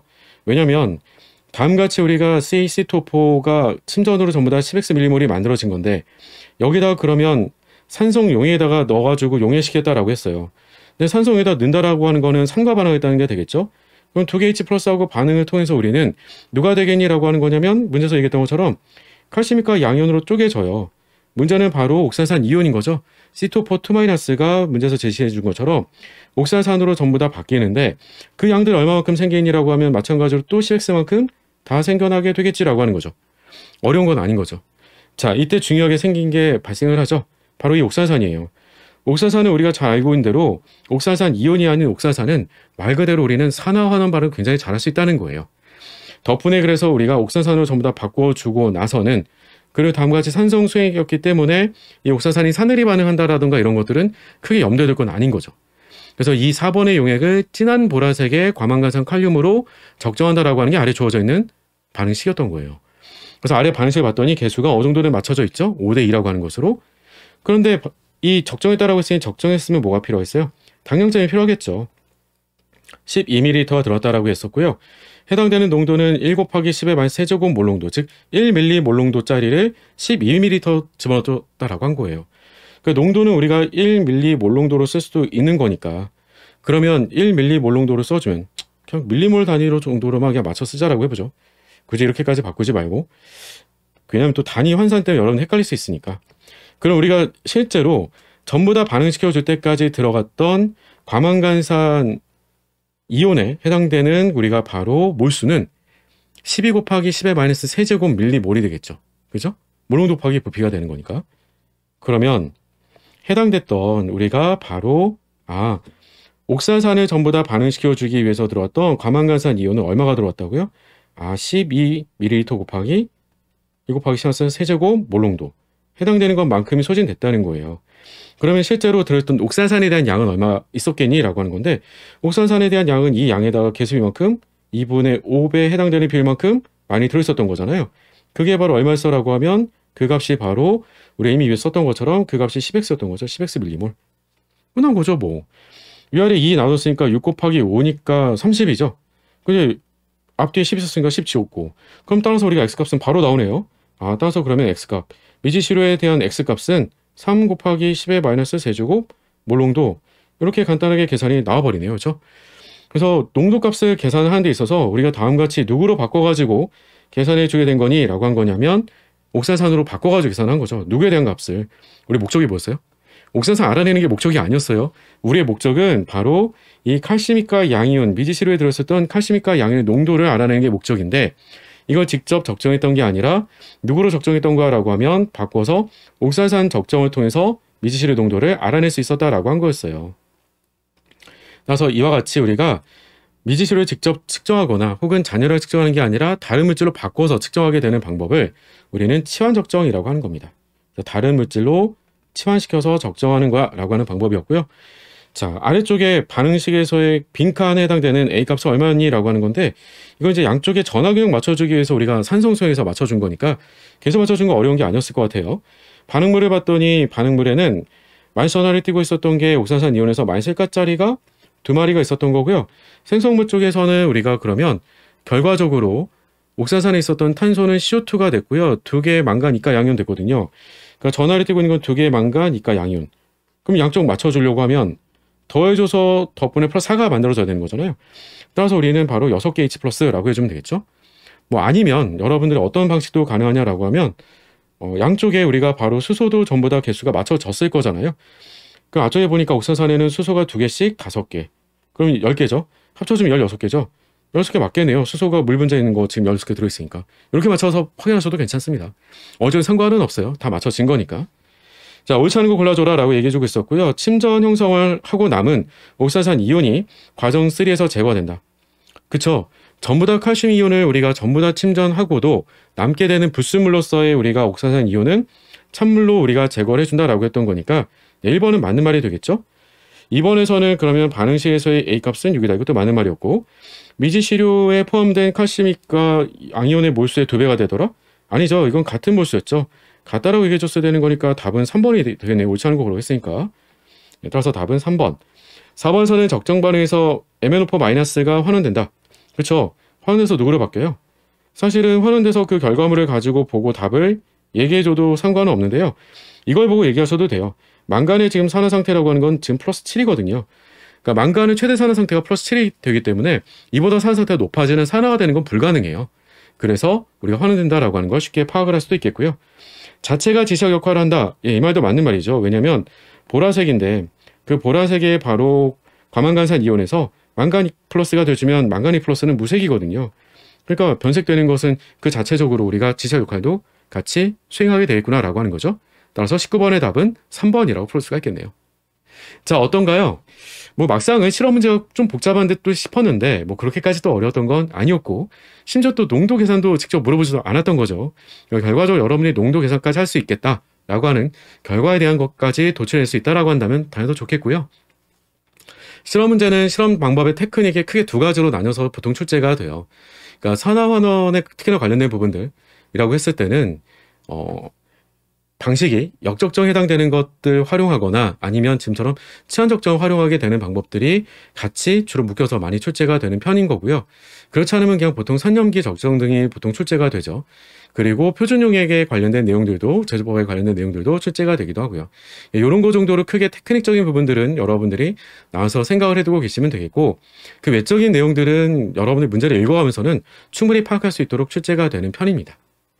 자, 그리고 나머지 추론형 문제들에서도 여러분들이 좀 놓쳤던 부분들이 있었다라고 한다면 그런 부분들 혹은 시간을 좀 줄일 수 있었던 방법들은 앞서 언급드렸던 내용들 가운데서 캐치할 부분이 있었다라고 한다면 참고하셔가지고 여러분들이 활용하신다면 더 좋은 결과를 얻지 않을까라고 기대를 해봅니다.